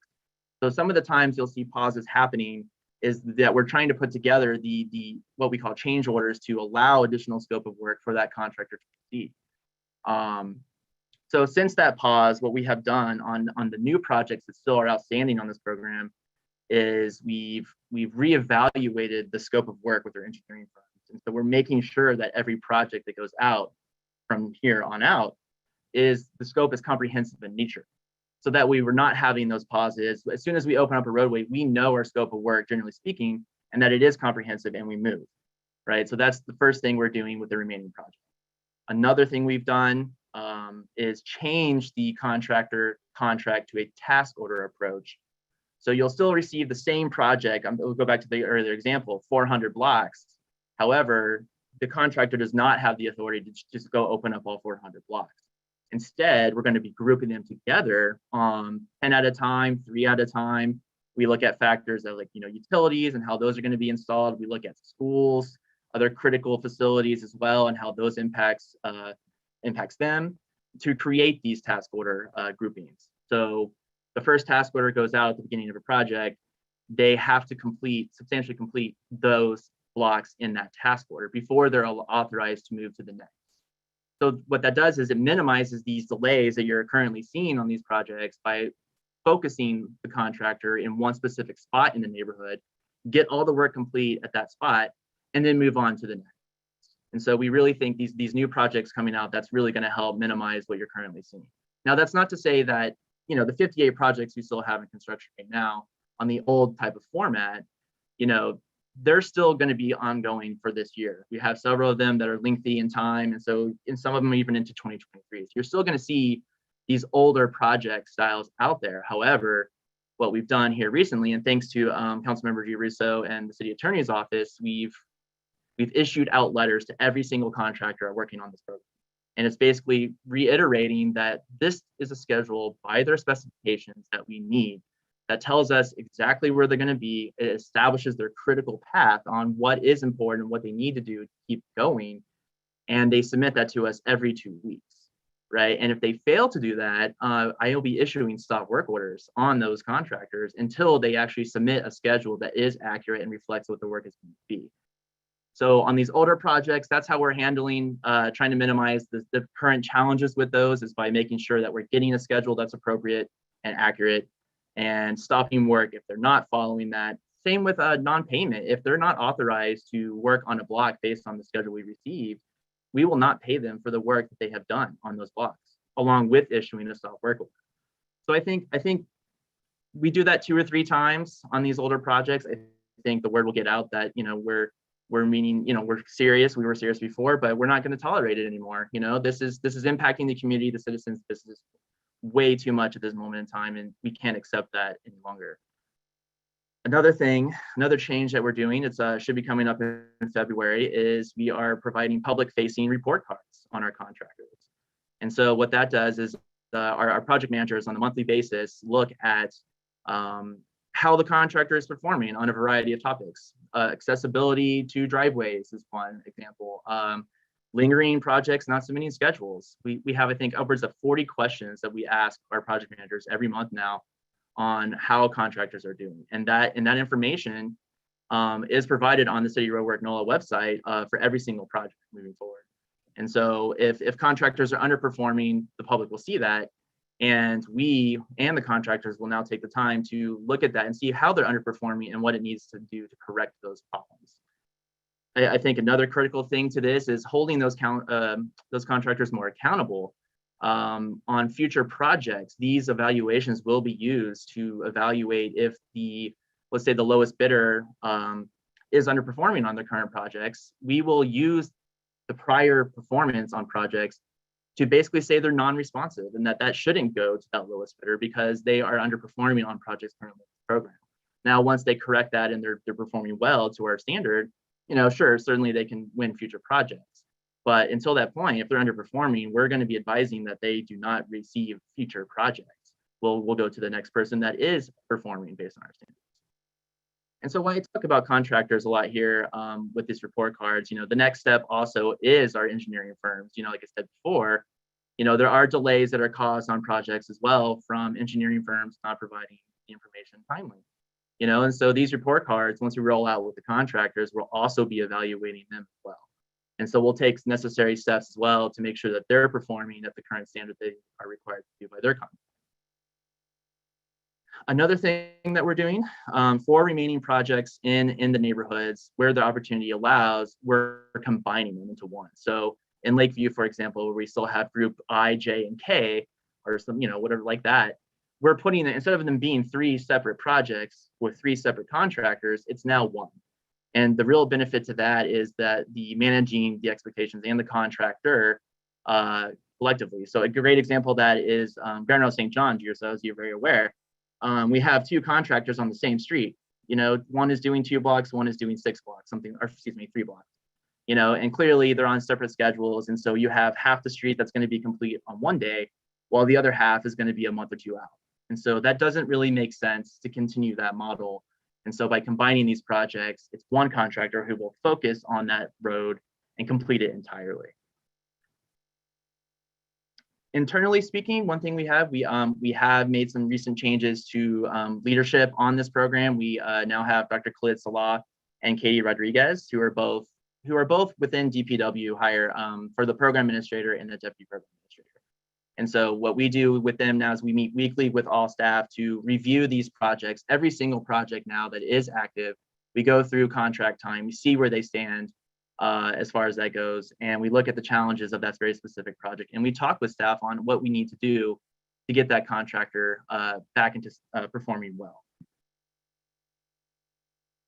Lastly, we have done this, Councilmember Harris, you probably are aware, on East Riverside, we did actually de-scope that contract. I know they're still working now. We're trying to wrap that up as quickly as we possibly can. But we took away over $2 million from that contractor on that contract, and we're putting it into one of our new task order based contracts instead, right? And that was due to the performance. You know, it wasn't too many open holes, the schedule not being met, et cetera. So Bayou St. John, Group A and B, JIRA, so that's 2 of those. We're going to do the same. We're going to do the same model. We're going to de-scope. We're going to take away work from those contractors, and we're going to put it into a future project. So overall, what these changes really are ensuring that we are holding everyone involved in this program to a higher standard, and making them accountable. So next slide. So the remaining slides here, before we get to Q&A, it's really just a district snapshot of all districts. Just, I don't necessarily need to go through these unless if you want me to, but it just gives you current status of every project in your district. And so if you just want to flip through those and get to the last slide, we can reference those as needed through this conversation. Yeah, if you want to go to the last slide and kind of sum up your presentation, then we can get to my colleagues, please. Sure. So based on all these changes that we're making, especially with the combining of projects, our goal is to get every single project remaining on this program out into construction by the end of 2022. We have a deadline from FEMA to reach by June 2023. And so the way we're doing that is by combining these projects. So this table is just showing you the anticipated new projects to begin construction. As you see, Q2 and Q3 is going to be very heavy. But again, these are following our new models, our new specifications. So the current challenges that we're experiencing should minimize based on the changes. And so with that, that's the end of my presentation. We can certainly open it up to any questions. Councilmember Harris. As many emails as I get about crime, I probably get 3 times as many on public works. And let me just tell you, Chairman, you're upset about trash. I'm upset about infrastructure, and it's personal, Josh. The day after the election, my 71-year-old mother fell into a pothole going to Cafe Chapelaya, not a pothole, a project, an open sidewalk. She fell into it, fell to her knees and onto her back. So this is not funny. This is not funny, and y'all need to get it together. So let me ask this. Is there any coordination of the work from your team? Do you travel daily to the construction sites to see progress? Because I can see lack of progress.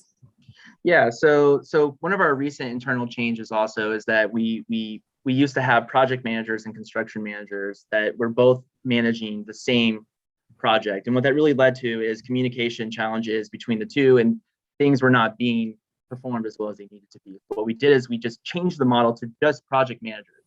And yes, those project managers go to their sites every single day. They meet with our engineering firm's inspector as well and look at those challenges. So like I said, these type of challenges now, every Thursday, we meet with our team leads and upper management, and we talk about every single project and the current challenges that it has and how we can do, what we can do to correct those. Yes. So you have someone who goes to these construction sites every single day? That is correct. Do they know when their worker's not present? Yes. Well, so does our inspector from our engineering firm as well. Yes. And so if you can pull up slide number 3, this actually made me laugh. I don't want to waste time on it, but can you just pull up slide number 3? Someone? I think that would be Paul if he has the Paul slide. has a slide deck. Do you see this one worker over here on the side of the slide? Mhm. That's what the construction projects look like in my district. One single person, if there's anybody there. So you do make note of that single person or a lack of workers present. Yes, I can't speak to the picture of what's going on with that situation, but yes, again, you know, a lot of the challenges with the current projects is due to the lengthy time that they have. So if based on the scope of work they're given and there's 400 days in the contractor doesn't necessarily need all 400 days, right? And so the problem that we've had with these projects is that they do move to other projects knowing that they don't need the time that they have. Now, however, They moved, we're so not gonna- let me interrupt. So they moved to other projects having not completed the one that they started. that's correct. That is correct. How does that make sense? It does not make sense. And so what we've done is we are reiterating the schedule to ensure that that does not happen. And I will issue stop work orders and not pay them. So the stop work orders, and you mentioned this, actually does nothing to benefit the citizens of New Orleans. You're literally issuing a stop work order to stop work that's already stopped, right? That is correct. So But how I think how does that advance the ball, Josh? How does By- that advance the project? by issuing a stop work order, it sends a very strong message to a contractor that they need to get back to a site and fix that thing. If they do not fix the challenge of that individual project, the reason we stop them from working, I will pull their contract. And that's gonna, and I'll go after their surety. We're looking into going after sureties at this point in time. So if they fail to meet the obligations of the contract, going after their surety reduces their bonding capacity. It reduces the potential for getting new projects. So How often, Josh, let me ask you a question. In District B, how often have you pulled a contract or gone after the surety? just one at this moment in time. And who is that? This is East Riverside for Hard Rock Construction.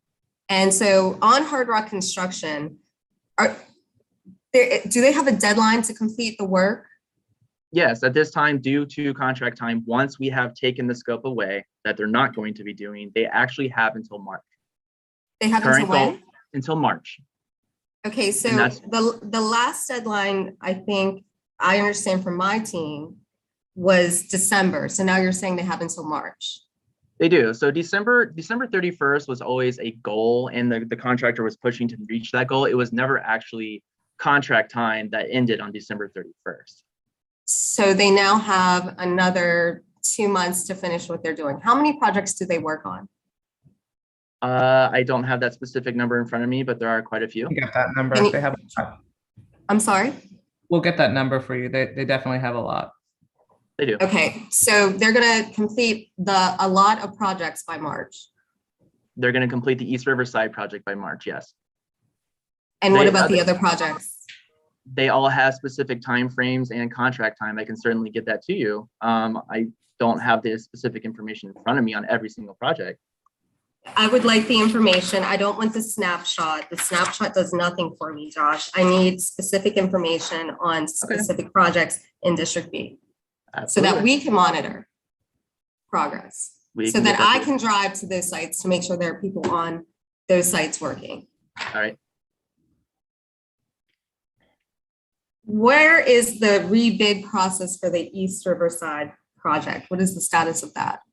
So that's going to be a combined project as well with the remaining scope of work from the other projects that were there. So we're still working with the engineering firm to finalize that scope to get it prepped for bid.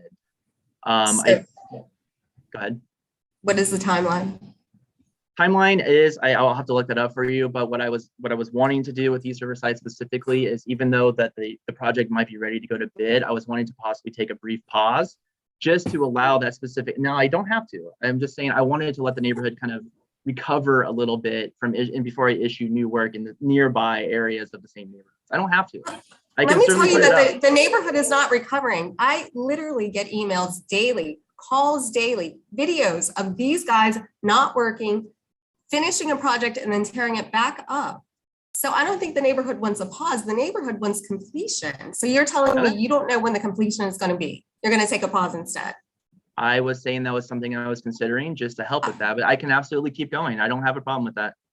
I think the people in my district, and I can't speak for the other folks on this call, would like the projects to be completed. This has been going on way too long. So a pause is not going to do anything for you to get to completion, which is where we all want to be, right, Josh? Noted. Yes. We all agree that we want these projects completed on a Absolutely. timely basis, on a basis that does not go over budget, and in a rational way where a street is not dug up on a Thursday and left for 3 months, 6 months, or a year. Yeah, these changes that I mentioned earlier are going to do exactly that. I feel like we're gonna have to have another conversation, Josh. Okay. Is Hard Rock going to be allowed to bid on the new East Riverside project or any other city project? So I can't speak to that at this moment in time. What we will do is use the evaluations that are received on Hard Rock Construction across the program. And yes, at that time, we will evaluate all bidders of that project that goes out. That's our new process. We will take into consideration.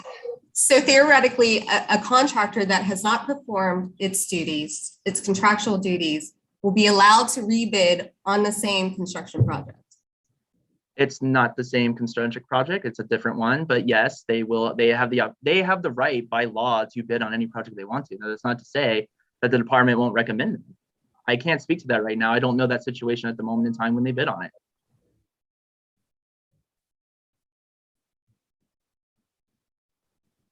I want to pause so everybody hears that.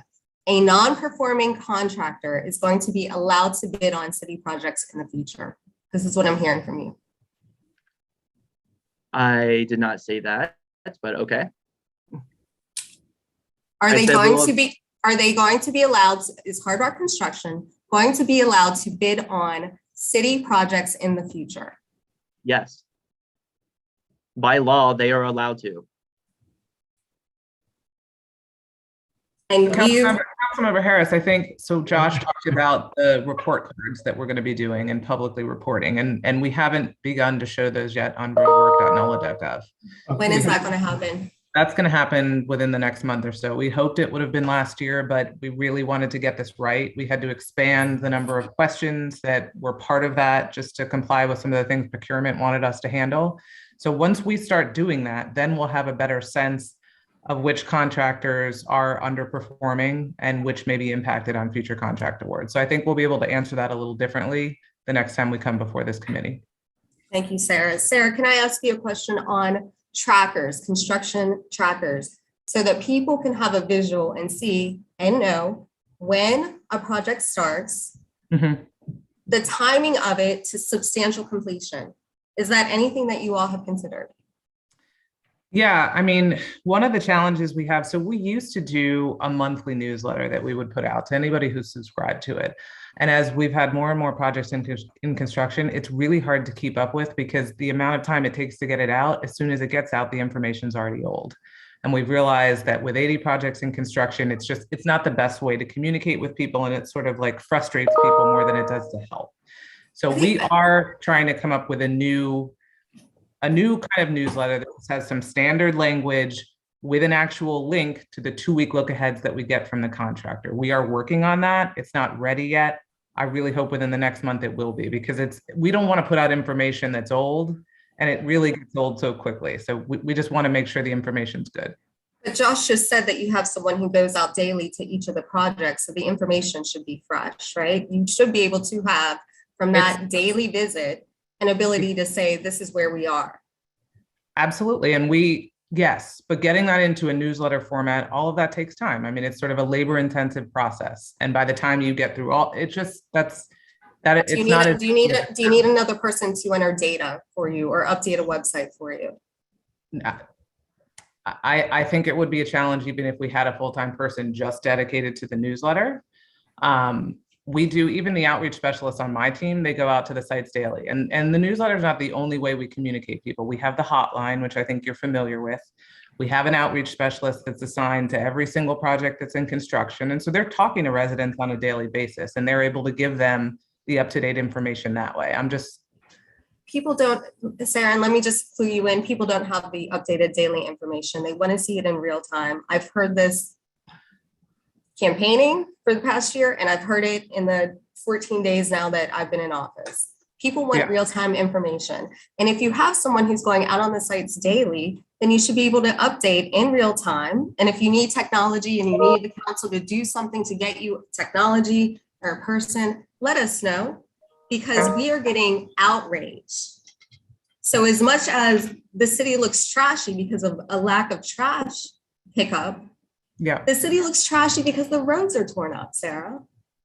So again, if there's anything that we can do as a council to get a daily, real-time, online, not a newsletter, tracker of construction projects, I think that's going to be important. Okay. Can I mention one other thing that we're bringing online is a text messaging system. We're using the same thing that NOLA Ready uses. We're still building our distribution lists. But this is going to be a way for us to put out, when something happens, maybe that's not planned, like a service outage, we'll be able to get to residents right away and let them know via text message. So that's something we're bringing online this year. Just wanted to mention that. Thank you. That's helpful.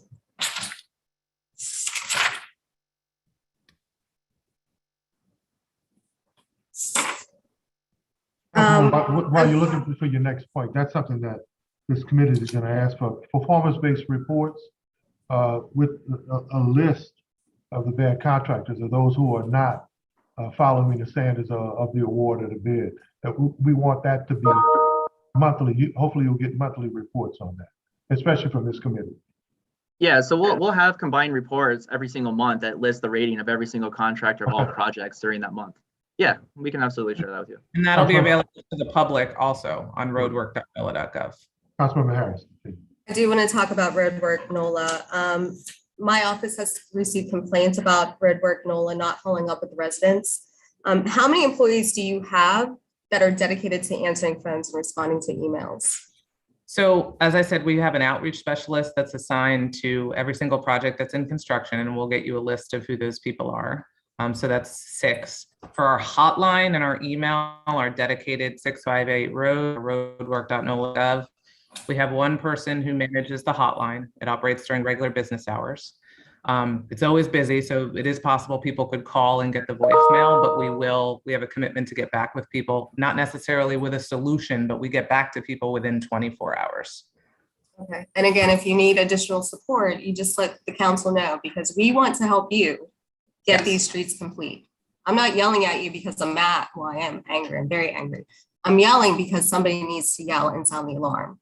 There just has not been any sense of urgency on responding to residents' needs, communicating with them about status, and getting these projects complete.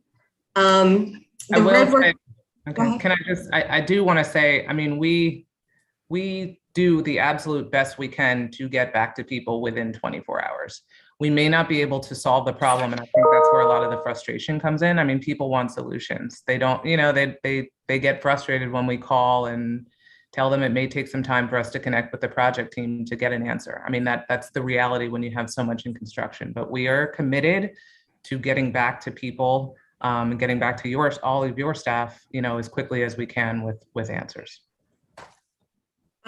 When street work causes houses to shake in a neighborhood, does DPW or roadwork NOLA have any designated employees to take vibration readings, or is that the responsibility of the contractor? For contracts in this program, it's the contractor's responsibility to perform vibration monitoring. It's their liability, it's their responsibility. So the department, I'm sorry. Do you get those reports?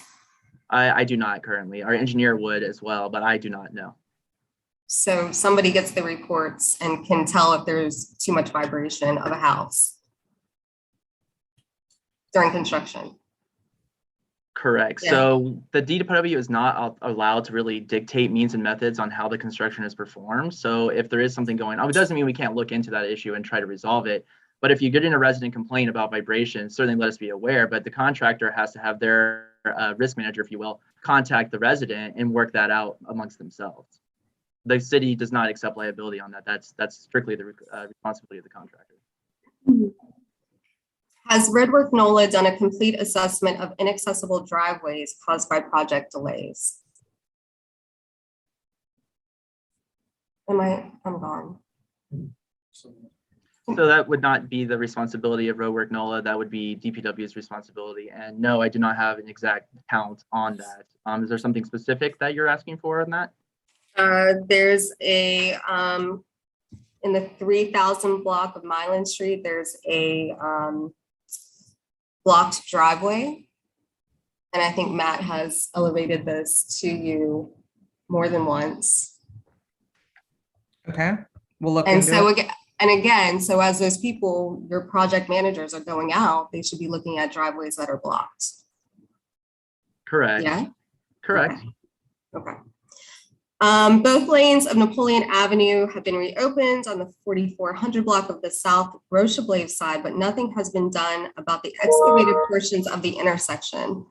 It's dangerous to pull up and cross Napoleon, and cars are not able to gain traction and move sufficiently out of the way of oncoming traffic.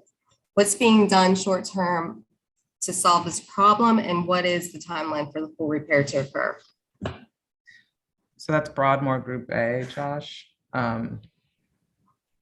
We'll have to look into that one and get back to you. Were you asking about the completion for the entire project or just that specific area? That specific area. Okay, I'm writing that one down. All right, it was you ready? It was reported to our office that the 2100 and 2200 blocks of First Street in Central City, where I live, and the 900 block of 7th Street and the 1100 block of 7th Street and the Irish Channel have experienced significant delays due to water line replacement work and other factors for their respective projects. I can attest to this because I drive by this project every day. What is the factor causing these delays for the water line and water tie-in work? Yeah, I can speak to that. So prior to this month, Sewage and Water Board employees themselves are responsible for doing the tie-ins. They're the ones that can only operate the valves in order to close them and open them to make those tie-ins happen. Sewage and Water Board has recently put out a contract that authorizes that contractor to do the same function. And so now we coordinate with Sewage and Water Board, Khalid and Katie, to prioritize the tie-ins based on the schedules that we have for the project. So those type of delays that you're currently seeing, we now have a independent contractor with Sewage and Water Board that can help with this program. It's dedicated to this program, so the Sewage and Water Board can go focus on making other repairs they need to, just strictly speaking, for maintenance. So that was the improvement there, that we should be seeing some improvements to do with that. On the topic of Sewer and Water Board, do you have close coordination with Sewer and Water Board to make sure that residents are notified of water shutoffs for this type of water line work? Because I can tell you, I've gone home and had no water and no notice about the water. Yeah, absolutely. So we meet at least, I would say daily, honestly, with Sewage and Water Board to some sort of degree, but we meet weekly with their management as well. Sarah, if you want to speak to the process as how we flyer with them. Yeah. So for planned water service outages, we have to send out a flyer at least 48 hours in advance to let you all know. Never got the flyer. Okay, for a planned water service outage. Things happen during construction. A contractor might hit a water line and there are unplanned outages. In which case, that's why I told you we're really trying to get this text messaging system, our distribution list built up so that we can notify people very quickly when this happens. In some cases, it may be, Sewage and Water Board knocking on doors if it's an unplanned outage. But for anything that's planned, you should be getting a notification 48 hours in advance. And I'd like to know about it if you're not. I'll let you know for sure. And I can tell you that having someone go door to door knocking would be helpful, because literally water has been out in my neighborhood for a day before we get it back on, and without notice. Okay. What's this is Central City. I'm sorry, this is Central City Group A, you said, right? Yeah. I have a question about status on various projects, but I'll do that offline to give other people a chance. I do want to turn to an email, Josh, that you sent to prior council and Matt in my office on December 6th, saying that DPW is committed to charging liquidated damages to Hard Rock Construction if contract time is past due. What's up with liquidated damages? So liquidated damages aren't charged until contract time exhausts completely. And as I mentioned with East Riverside, contract time is actually until March. So I cannot charge liquidated damages until the actually expires, which is in March. As soon as that happens, I'm sorry. Is there a plan to go after liquidated damages? Yeah, absolutely. As of March? On all contracts, yes. What incentive does Hard Rock have to actually complete the project by March? They know we're canceling the contract. What is the incentive? The incentive is liquidated damages, but it's also the potential for future project awards, right? Like that, again, that evaluation is going to come out negative. Like I said before, they are allowed to bid on it, but that doesn't mean that I'm going to recommend that they actually get the next project, right? And so that will, and if it gets to a certain extreme, and I'm going to make this up, if we're in May and they're in liquidated damages for 60 days and they're still not acting on it, we're going to go after their surety, right? And so I've been talking with the law department already about that process and what that looks like. So we will take that action if we need to. Let me just say this. We have got to get this together. You've got to get it together, Josh. Y'all got to get it together. We need information and we need completion. We can't be riding around these streets, that are substantially incomplete, where people literally, my mother is falling on them. People are getting injured. So it's not right. It's not right. I agree. I think with the task order approach also, when you're going to have focused resources in on an area, that even includes DPW and roadwork NOLA focus, right? So if we're only under construction in 10 blocks in a neighborhood, there shouldn't be other factors, external factors that are causing them to not be able to complete that, and they're trying to go somewhere else like they currently do, right?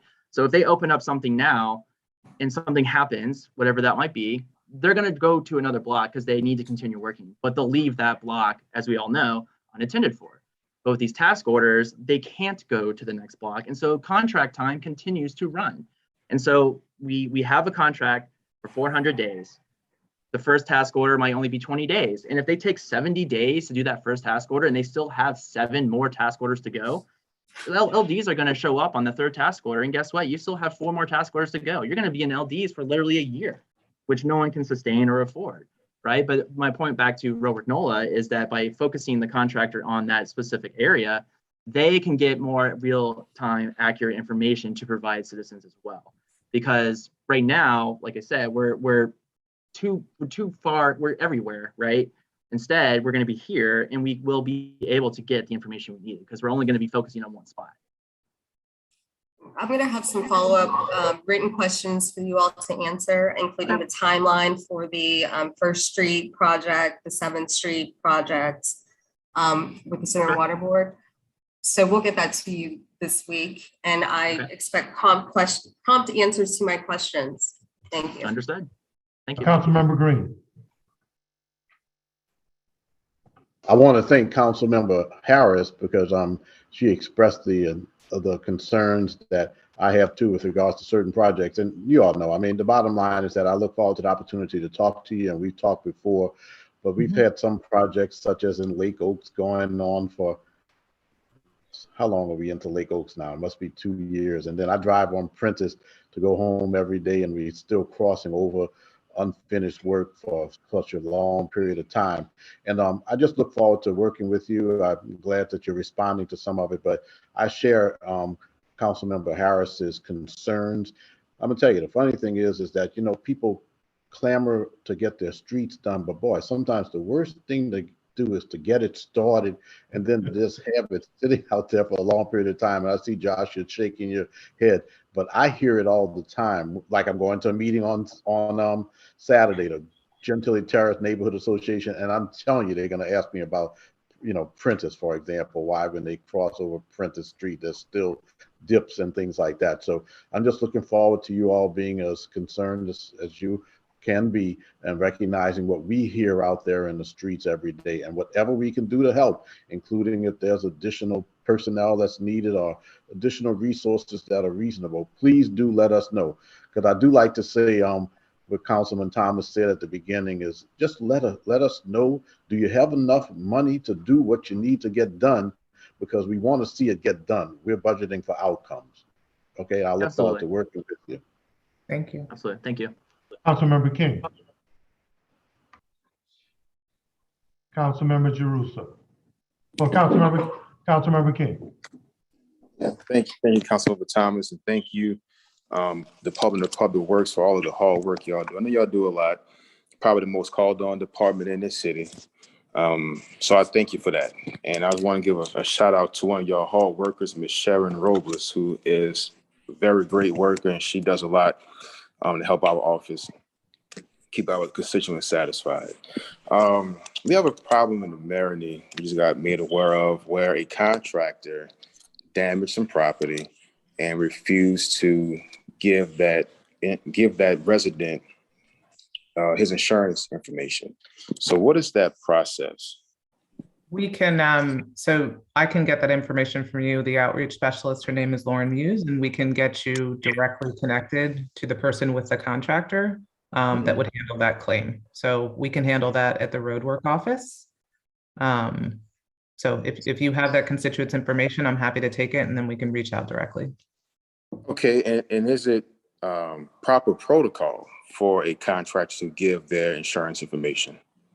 I mean, typically what we ask the contractor to do is refer people to the roadwork NOLA hotline, and then we would give it to them.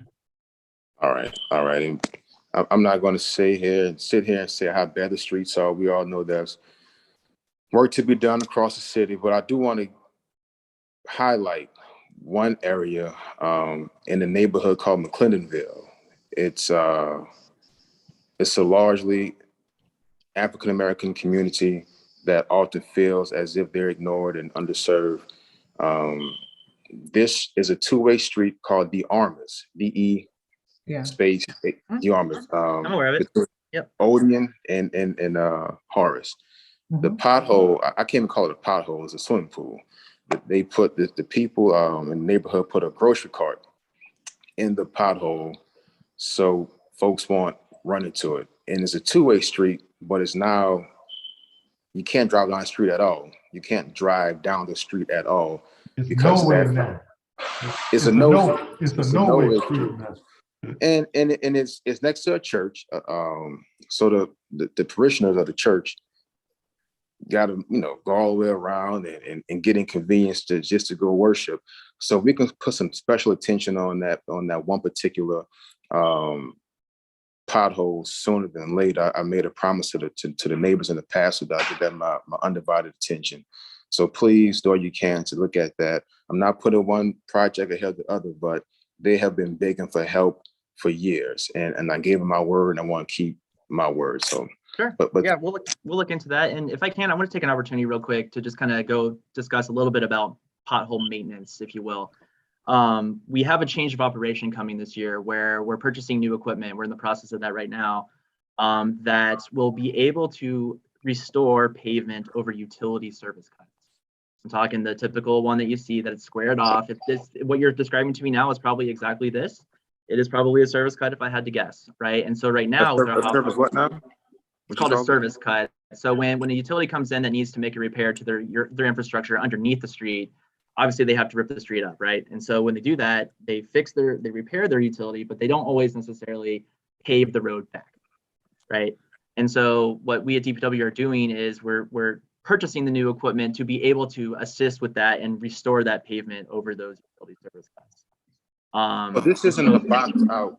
I don't mean to cut you off, Mr. Harley. But this is not a box clean cut. This is like a meteor. A meteor fell from the sky and hit a big and caused a big hole in the ground. So there's nothing cut. This is just years and years of I don't know, neglect is the right word, but just years and years of issues. We'll take a look at that. I'll get back with you on that. Yeah. One last thing.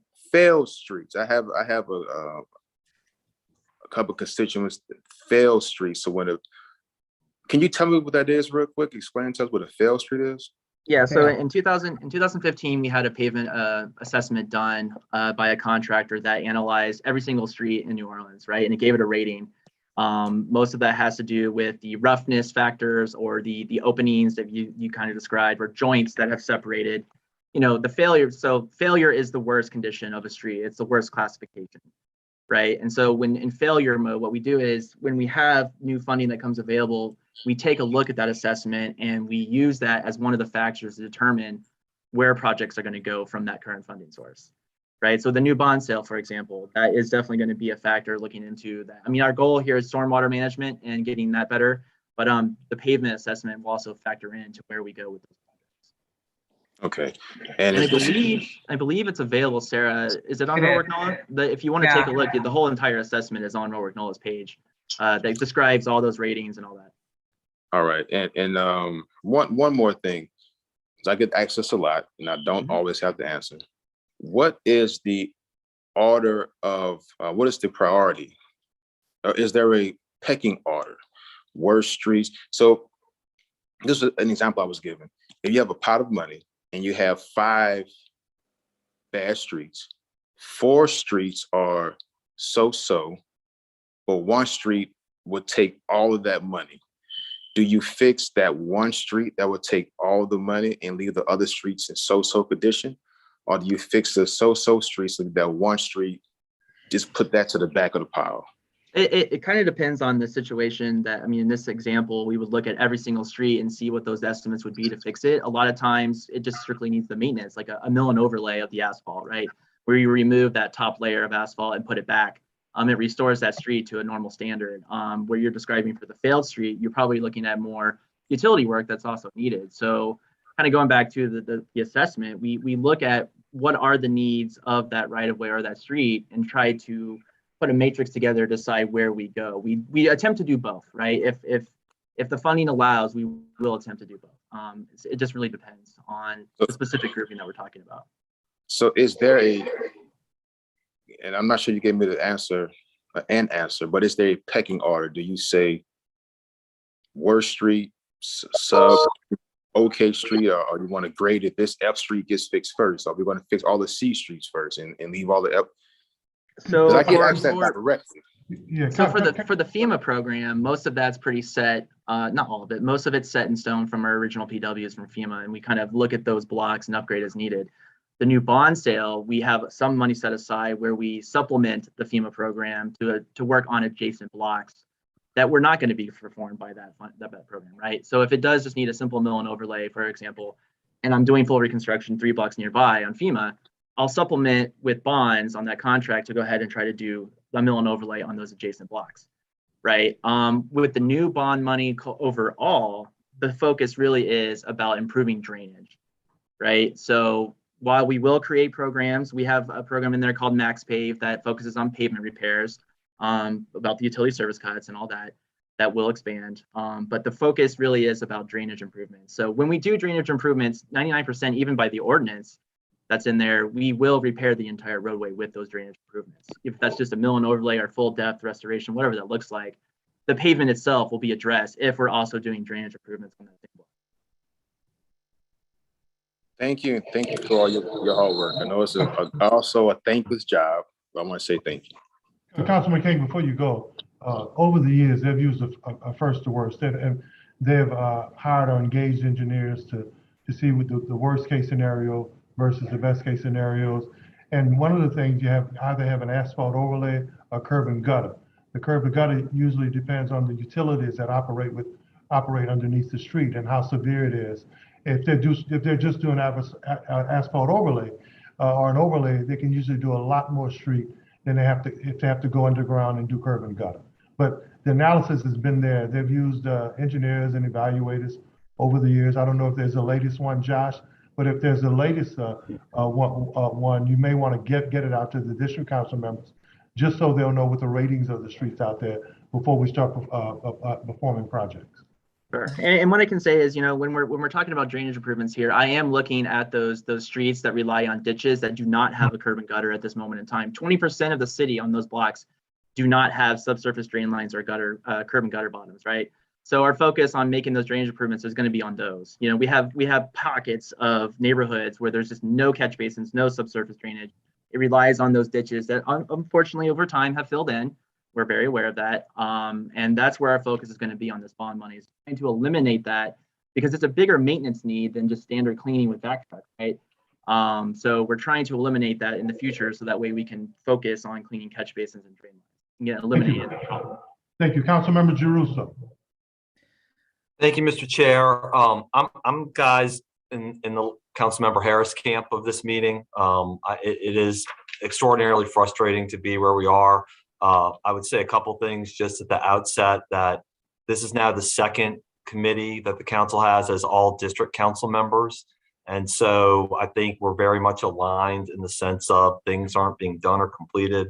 I also want to say, Josh, I don't expect you to comment on this, but I'll say it out loud. I just pulled the budget stuff. Personal surplus was $2.5 million for DPW last year. Yeah, so a lot of that should be the fair share, that money that was not spent. We are working on that collectively. One thing that Matt may not have mentioned earlier, but when it comes to maintenance staff, and we're having a real challenge hiring equipment operators. A big problem with that is the rate of pay. I know that the rate is going up, right? But they can still work at private companies and get a higher rate of pay. So retaining employees, specifically equipment operators, which for us, operates those vac trucks and the ditching crews and everything, right? And the pothole operation.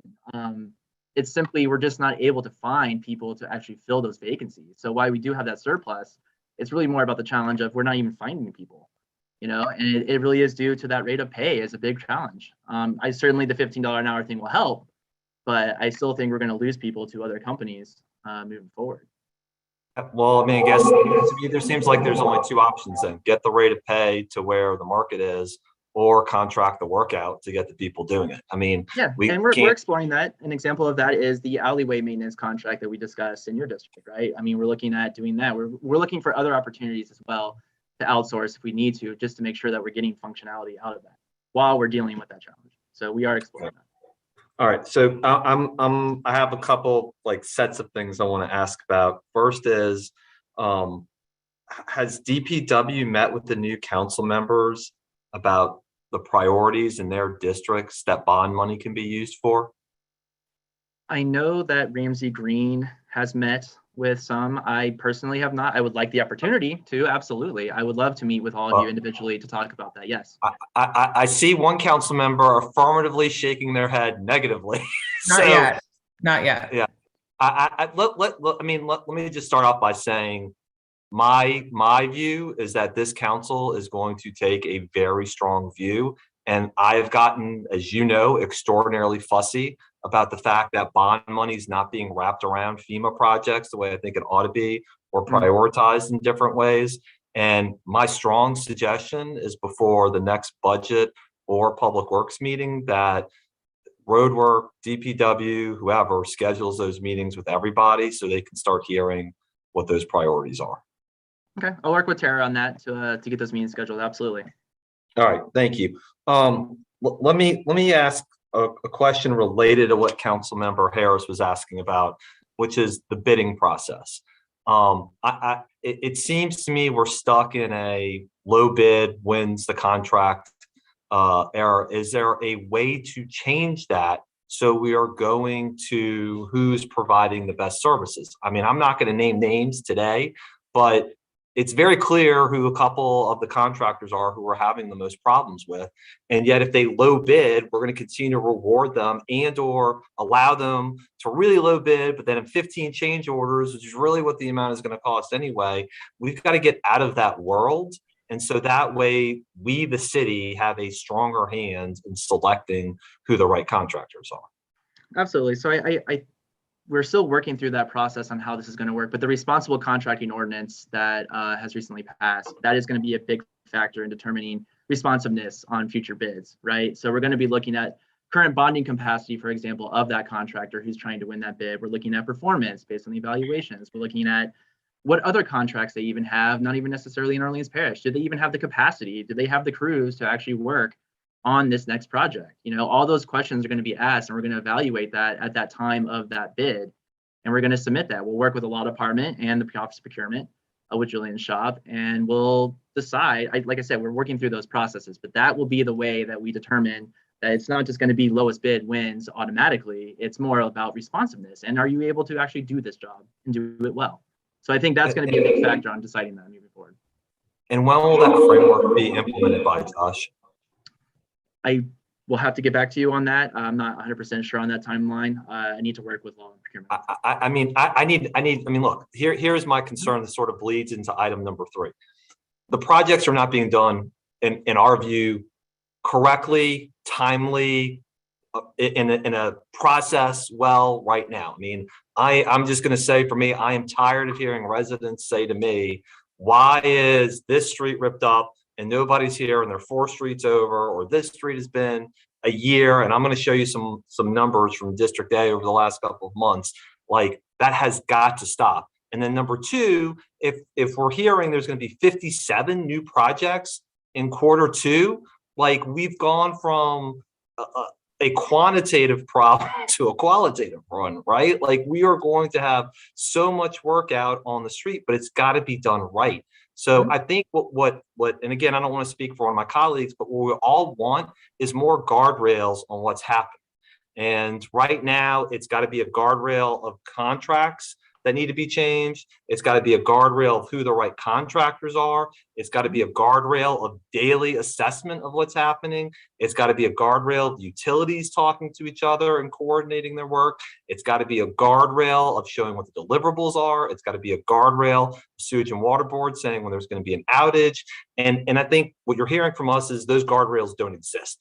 And so knowing where we are after so long a process, when are we going to see those guardrails in place so we can, collectively, the administration, the contractors, the council can deliver to the public on showing how the work is being done properly?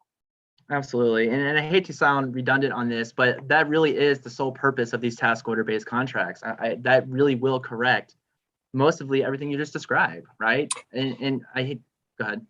Well, I was just going to ask, I'm sorry, look, I don't mean to interrupt you, Josh. I mean, I don't want to do that, but here's my question. Can we do a task order based project, like one in the next like 3 weeks?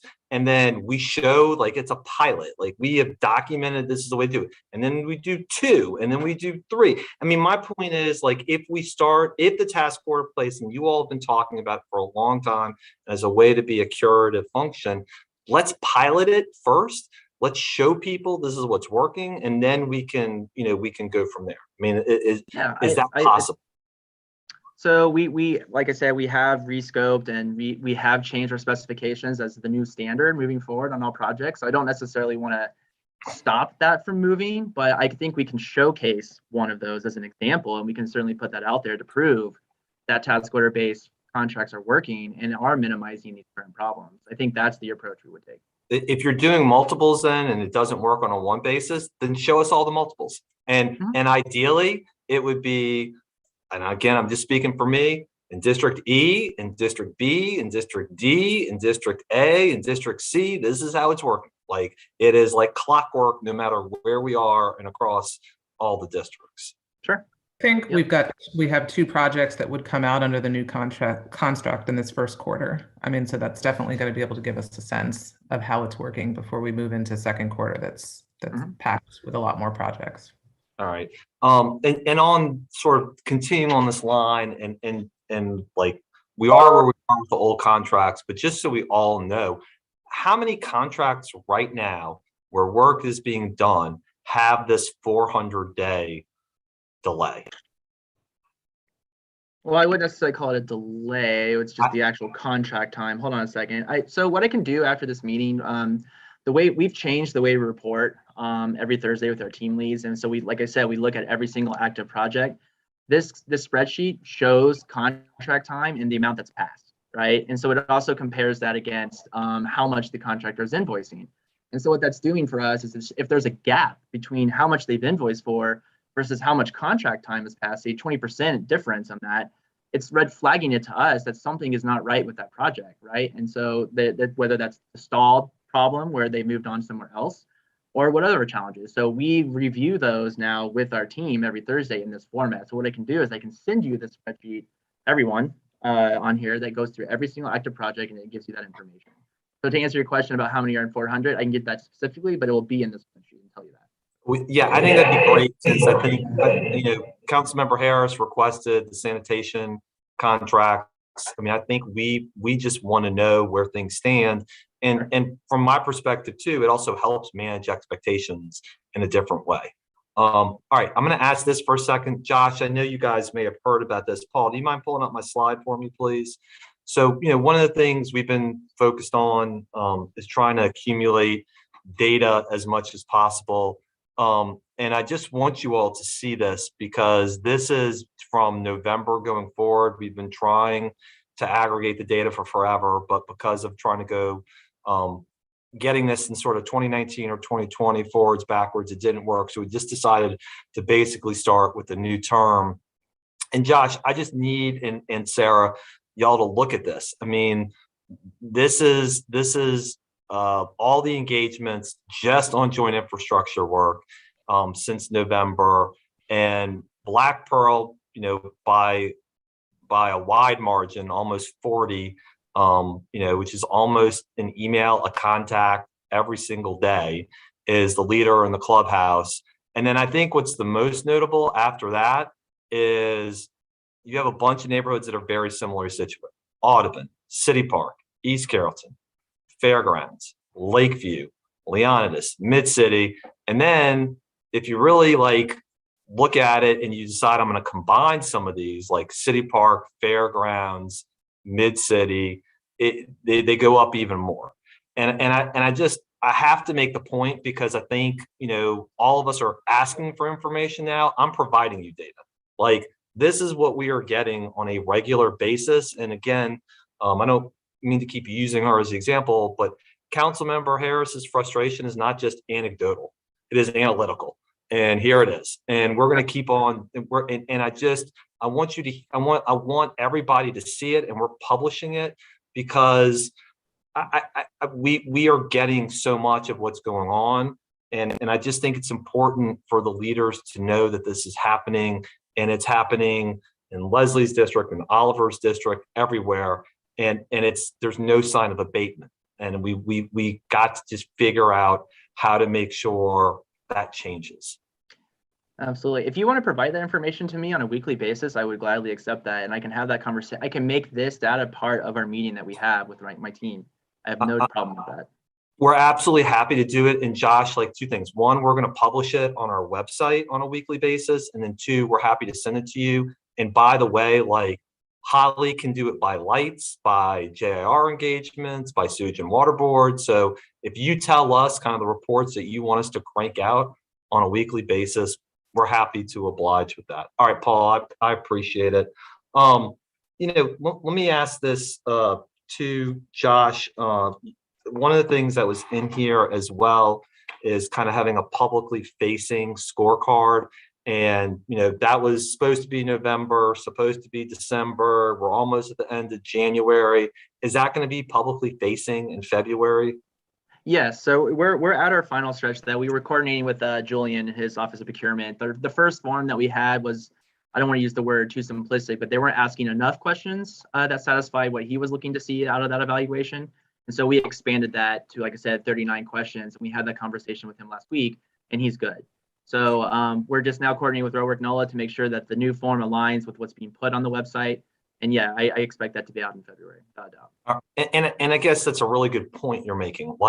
To me, not only putting up the data is important, but the data's got to be right. And so what I don't want to see is for, East Riverside, that the contractor gets a high grade when we all know that. Yeah, so with Katie and Khalid, which is the program administrator, right, and the deputy program administrator, before we're going to submit that to Roadwork NOLA to post every month, they're going to take a look at that and see if there's any red flags, if you will, on exactly that case, right? If someone, because some of this is subjective to the individual project managers that might be evaluating, not necessarily doing it consistently, right? And so that they are going to make sure that that does not happen. And we'll review that. If those flags come up, we'll meet with the project manager and we'll talk. So yeah, we'll make sure the ratings are accurate. Okay, I appreciate it. And look, I would ask, can we all get that spreadsheet that has, the times for the contracts, and then conversely, let us know what you want from us, and we're happy to send that to you on a weekly basis. Yeah, if you give me a couple more days on that, I don't have every single project in there yet. This is a format change that literally just started this week for this meeting that's happening right now also. So give me a couple more days and I'll get that to you absolutely with it all filled in. Sure. You got it. Thank you, Mr. Chair. Josh, now it's my turn again. Thank you to all of my colleagues for asking very important questions about not what's only going on in the district, but the quality of work in this entire city. Just a few questions. I think that maybe the first couple, Sarah, maybe just require a yes or no. Did we bite off more than we can chew? Did we put out too much too fast? Yes, I think, yes, I believe so, just in the sense that it's a good question. I think the answer is yes. I'll just leave it as simple as yes. I think we did put out too much. I think part of the challenge is that we put out too much work in the way that we did, and it overloaded everyone in the program. I was just Sarah? going to say, it's definitely a capacity issue, I think we're seeing with the contractors. And I think part of what Josh talked about with grouping projects together so they're larger may make things more attractive for some of the bigger contractors that may not be based in the city, but know how to get this work done in a more efficient way. So I think that's sort of a positive direction of grouping those contracts together. And we're looking at other ways to provide notice to other contractors that are more regional based, so they are aware of the opportunities that are here, right? Time and time again, we're getting the same 6 contractors, as everyone knows, on these projects, and so we're looking at other ways to provide, like Engineering News Record, which is a very popular engineering magazine that contractors also look at. We're trying to see if we can advertise in that on the future, quarter projects that are coming up. So they can come to our website and see where to bid and actually bid on it. So we're trying to, and I think, like you said, by grouping them into larger projects, it's going to be more attractive for, to come to a city for a $50 million contract rather than just a $1 or $2 million contract.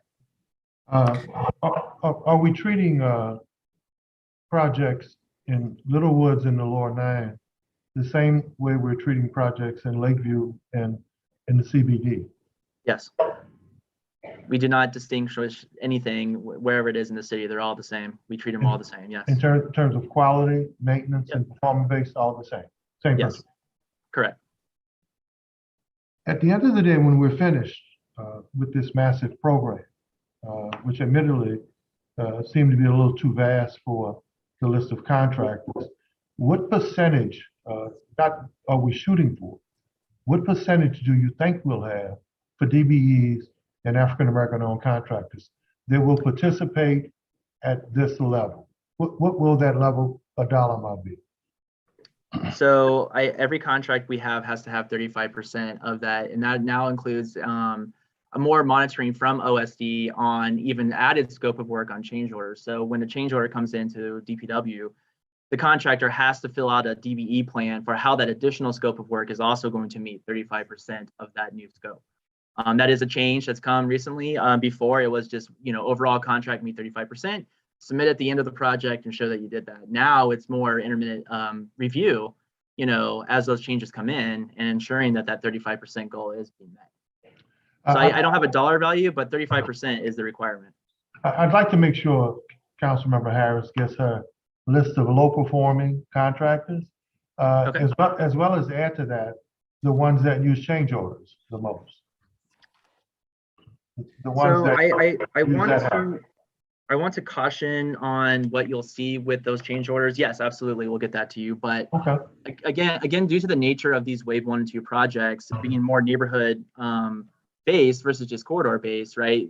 We, as the city and the engineering firm representing us, are adding scope of work to make sure that it's more comprehensive at the time we're in construction. So yes, you're going to see large plan changes coming in, but that's not at the result of the contractor trying to get more money. It's actually the city trying to make sure that we're doing the appropriate scope in those plans. So I just want to caution you and, let you know about that. And if you know my background and my resume, I understand that probably better than anybody up here. Yeah. Okay. But in relationships to bad performance and change orders, then that'll give us that could potentially tell us something different. All right. In the lower ninth ward, there were several contracts that were supposed to be A&E, many that are shovel ready now. Well, we haven't moved forward in terms of the design for contractors that were awarded, and in shovel ready projects, many of those that are still not completed. Why? So the first part of your question is about projects that have not gone to construction, correct? What ones that were awarded in terms of design, but we haven't moved forward with the design, so we could even get to completion of the road. Right. So part of that again is when we pause, we were evaluating to make sure that we add the appropriate scope of work. So we paused the AEs as well, and then we're making them go through a scoping effort before they go to that design. So part of that delay is that. Part of the other issue, we did have a few left over that we needed to award to a contract. Our previous RFQ for engineering services had expired, right? And so we just now got access to our new RFQ. It's been a very lengthy process, but we're here. That those contracts will be awarded to that. So we're working with Julian now to award the remaining of the projects in JIRR to that new pool, or the new pools, if you will.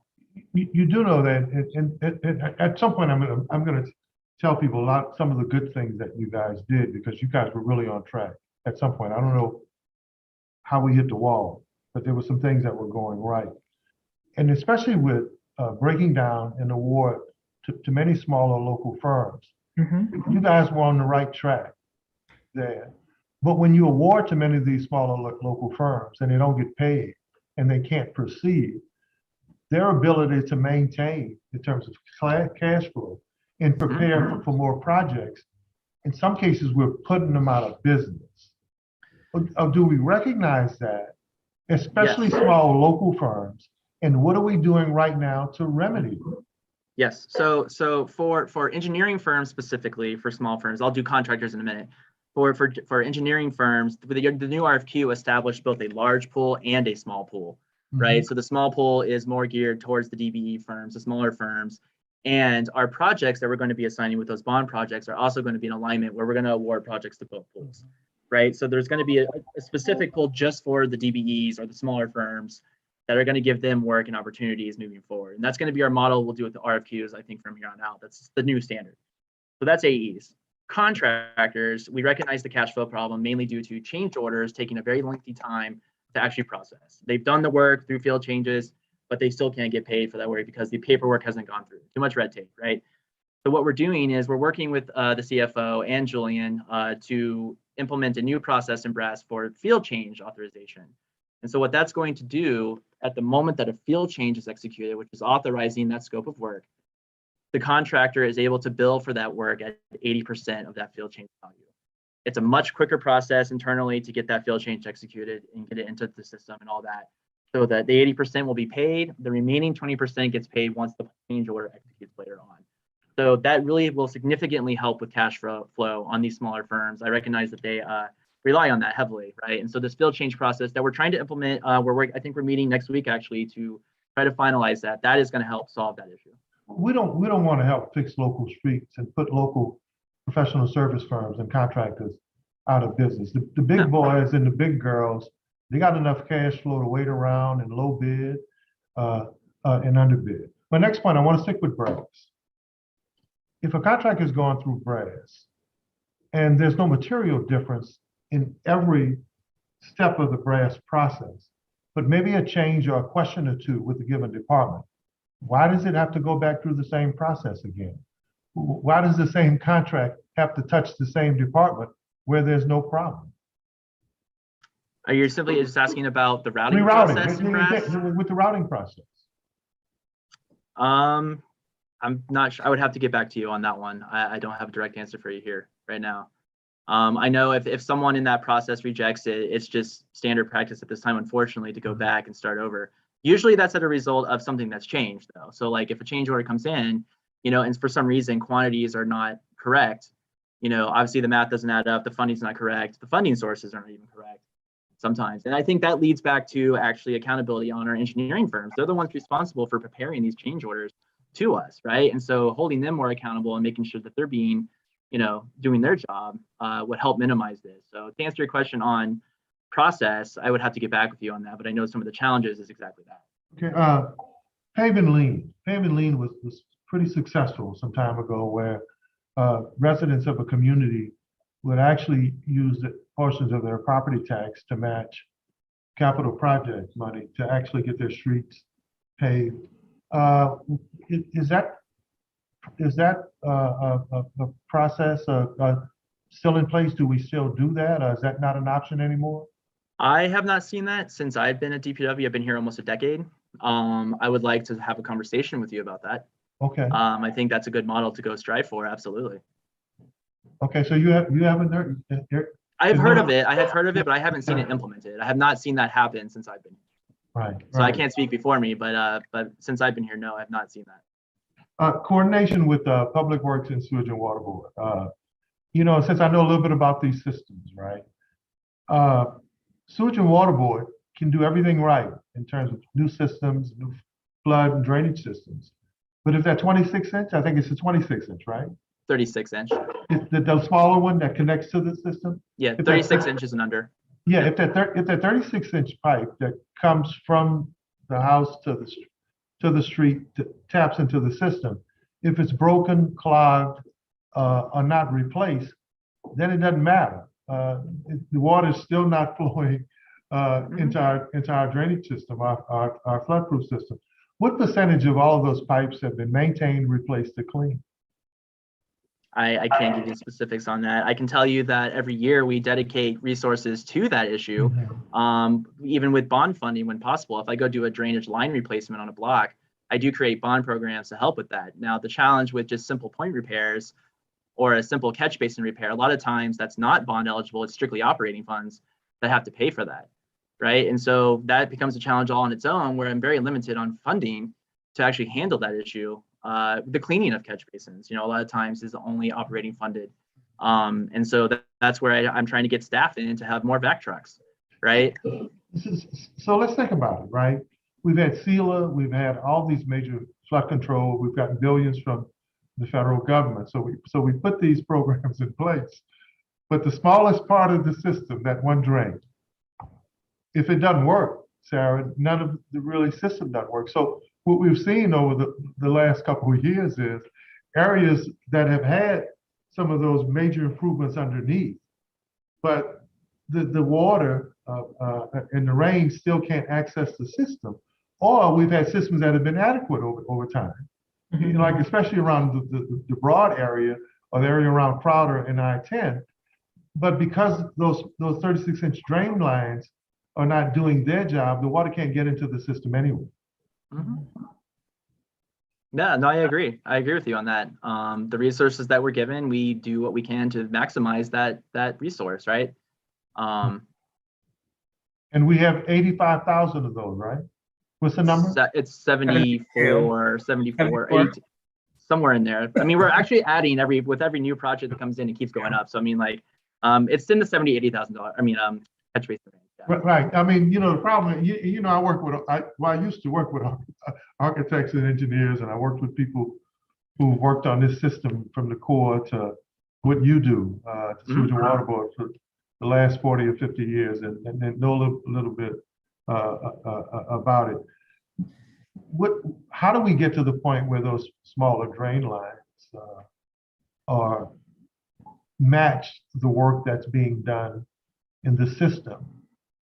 Because both parts have to work, especially given what's happening with weather now, weather patterns. You don't know when it's going to rain or flood. You don't know which community is going to flood because it rains. At some point, that system has to catch up with the massive amount of work that's been put into SELA and some of the stuff that your team is doing on streets and utilities underground. Yeah, and so with the bond money, like I said, that's our focus, exactly this, right? Is we are doing some drainage studies, additional drainage studies as well moving forward. Another thing that we're doing is trying to add new green infrastructure elements. In District B downtown, we're going to be doing upwards of 19 blocks to install pervious pavement in the parking lanes with under drains under there, right? Rain gardens, the like, and tanks. So where we have opportunities to do that, we're looking at also adding that, because what does that do? It slows stormwater, right, from getting into the system that might not be considered adequate at the time. And it keeps that water from going to that system so quickly and holds it for a minute and then releases it. So the more opportunity we have to, I think that needs to be the change, right? We need to shift more towards green infrastructure. Yes, the upgrades to the subsurface, drain is important, but we need to really look at opportunities to try to store that water and hold on to that water so it doesn't get into the system as quickly as it is now.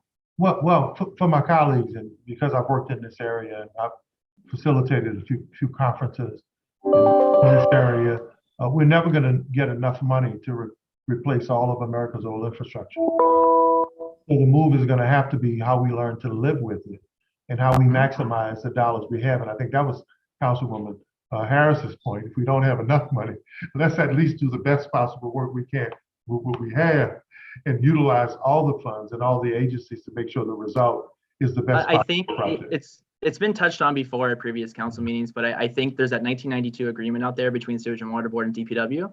I think needs some exploring, right? I know about that. Right. But I think there's some opportunities there to really look at the resources that we do have, collectively speaking, between us on how we can maximize those resources. I think that's where we should probably go. Every administration and everyone who's ever served in New Orleans says when we get elected, we're going to make sure the partnership between DPW and Sewage and Water Board, we're going to be on the same page. And then the street is paved, and then it's dug up again. And then that hole is paved, and then another spot is dug up again. Yep, But this time we're gonna fix it. I believe so. I mean, that's why I was mentioning before, though, where I was trying to help with sewage and water board. I didn't want to say them specifically, but with the utility service cuts, right? That's why we're changing our pothole operations to be able to address those as well, right? Recognizing the need for that. They need to focus on getting, critical services to people. Let us help at CPW to try to do pavement over that, so they can go do more. A couple more issues, guys. Yep. Littlewoods. I don't know if you've driven Littlewoods, but one thing about my colleagues and I, this council, we've agreed to ride each other's districts with each other. Okay. There's nothing about my district that my colleagues aren't going to know, and there's nothing about their district that I'm not going to know. Councilmember Giruso and I went through Littlewoods a week ago, and he asked me, why were there trees growing between the seams in the concrete slabs? And why would neighbors have to drive through their neighbors' lawns to drive into their driveways like the Morgans have to? And let me tell you why that is important. Here we have a community that's been struggling with that, the perception of crime, vacant lots. When you have something that's supposed to be done to enhance the neighborhood, the last thing you can afford, right, is for it to create another hardship in that neighborhood. So to me, whoever the contractor is, look, if a person is doing bad work, maybe we can't stop them from bidding, but Lord knows we can use our lawyers to fight their lawyers to make sure they don't make sure they don't get a goddamn contract or get paid. Period. They can bid all they want, but we have a city attorney's office and we have contractors. So if they want to fight for the right to do bad work, let's fight. I agree. But communities like Littlewoods, parts of Central City, and the Lower Ninth Ward, parts of Gertown and others, they can ill afford to have a project that's come to better their neighborhood, actually create a greater toll of destruction on their neighborhood. And I'm just saying we have to be mindful of that, because there's already a mindset there, Sarah, that they're last. So in some cases, we need to go overboard to treat them correctly. So you'll see this in the update that I sent on the spreadsheet. But as far as Littlewoods goes, we did have some security incidents that occurred back in December of 2021 that did have the contractor demobilized for that. I do have good news based on this week. They are returning to Littlewoods on Monday. So we're going to start getting coordinated again and getting that project done. Contractors who work for the state or DOTD, if they work along federal or state highways that DOTD is responsible for, if they start and finish a project, who's responsible for maintenance and upkeep and putting that neutral ground, those concrete curbings? Who's responsible for putting them back like they were before they started tearing them up? So it's dependent on the specific FHWA route that you're talking about, but typically speaking on major, like Crowder and I-10. So Crowder specifically, if it's not in the right of way of I-10, it would also fall under DPW to handle that. Okay, go take a look at, they were laying cables and doing some work, and the contractor dug it up. They had their heavy equipment laying around all over the neutral ground, man. Yeah,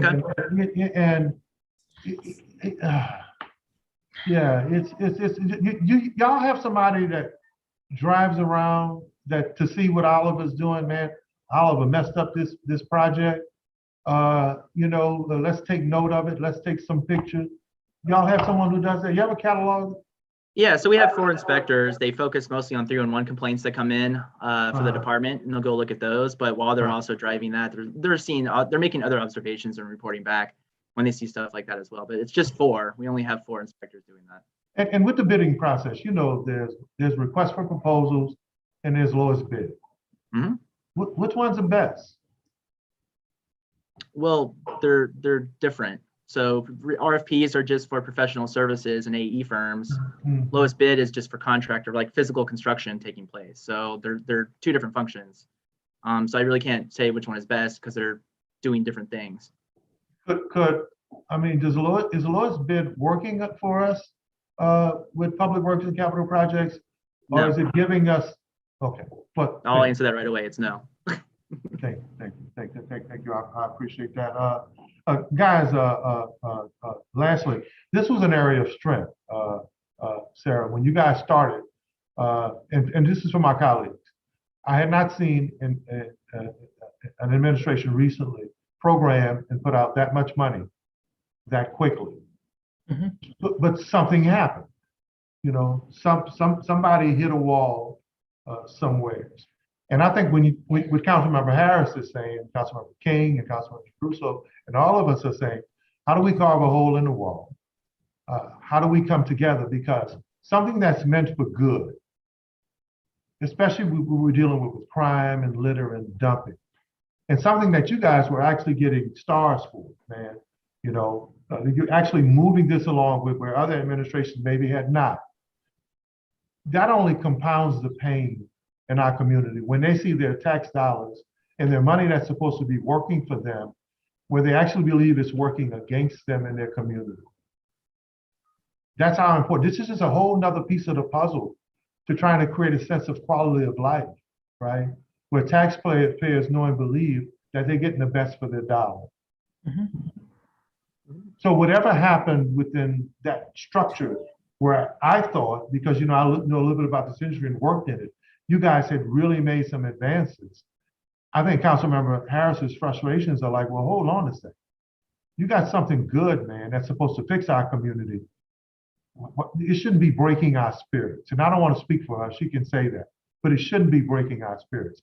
And right now it is. And you guys started off doing too well to allow it to happen like that right now.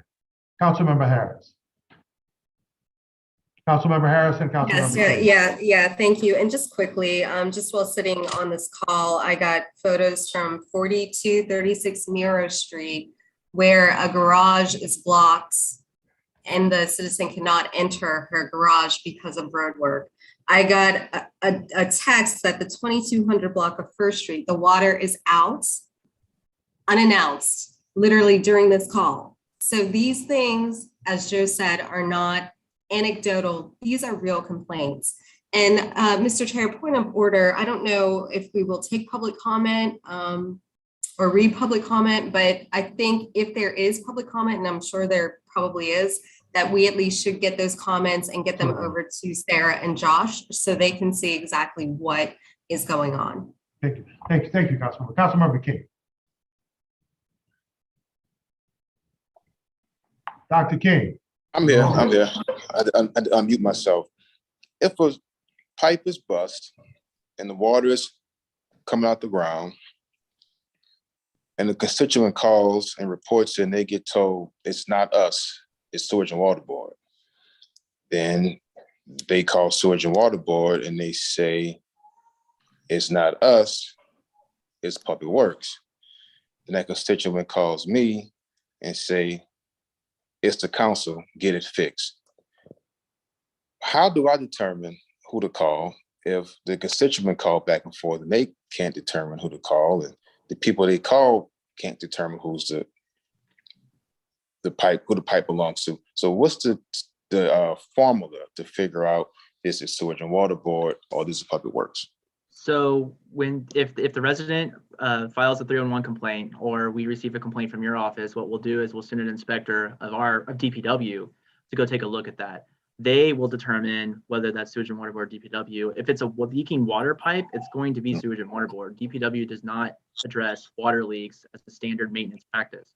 We'll address them during capital projects, but that's not something we have as a functionality. Right. So we still send inspectors if we were aware of that complaint. And what we'll do is we'll log it in 311 that says that we called 5-2 Water ourselves, which is Sewage and Water Board's hotline to report a leak or whatever. And we refer it to Sewage and Water Board as well, monthly to them directly. So we'll call 5-2 Water, our inspector will. And then, but a lot of times when this back and forth is going on, it's usually when there's an open hole in a street and it's not known if it's going to be a drain line or a sewer line. So you'll have this open hole that's sitting there with a cone in it, for example, and then it's going back and forth because we'll say it's drained, they'll say it's Sewage and Water Board. So what we've been doing more and more of is what's called a dye test. And so if there's an open hole in the street, we'll actually pour physical green dye in there, and we'll pop manholes of both systems and take a look. And usually if it's infiltrating down into that broken pipe, we'll see that dye in that manhole that we've opened. And that will tell us whether that's the drain that's failed or if it's the sewer that's failed. And so You saying dye test, DYE? it's called a DYE. Yeah. And so we perform those on a lot more regular basis to determine which pipe actually failed. And so once from that, we'll send that to sewage and water board if it's sewer, or a larger drainage pipe. If it's something we need to manage, we keep that internally, and we'll refer it to an outside contractor typically to go fix that if we have the funding available. So I to answer your question, I think if you're getting that on a very specific site, just send it to DPW and we'll investigate and get back to you on that. Well, Lancaster and the cutoff.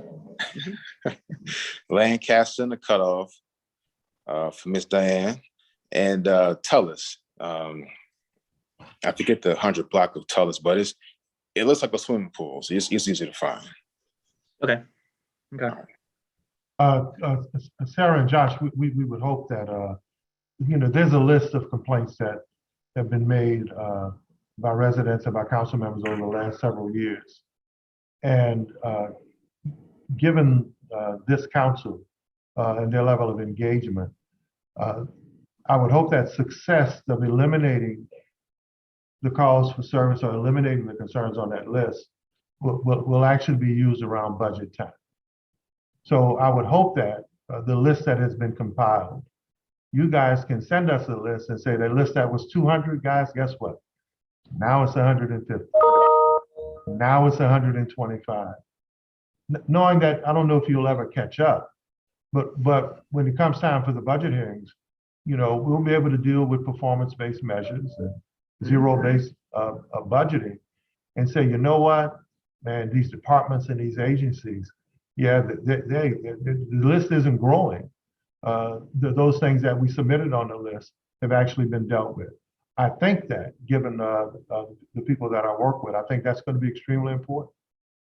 Yeah, and like I said, our inspectors, that's their direct role, right? Is all 311. So when 311 complaints come in, we go inspect, we update notes, and it's closed out. If it's actually ready to close out, we'll close it out. And so we can absolutely run those reports to you as frequent as you need to take a look at those numbers. I will tell you those numbers are probably going to grow. I don't think they're going to go down, but certainly can show you progress, right? Yeah, but you have a list already. You have a list already. You have a list that you've gotten from our offices already. When we can see that you're impacting the list that's already there, or that you're impacting some of the calls that have been made in the last 14 days, that's going to be real helpful when we get into budget hearings and understanding the performance of your departments, and we look forward to that. And we have a similar 311 similar database to 311 that we track all of our stuff in. So Sarah, I didn't want you to bring up 311, man. Councilman Jeruso and I were calling. I told him I was driving around the district Thursday, and I called 311, and I called 311. Did you answer? Did I? Exactly. No. The phone just rang. It just rang, and I'm old school. There are a lot of folk here, they're going to send an email or a text. I'm going to walk up the stairs. I'm going to catch the elevator to the agency. I'm going to submit you a list.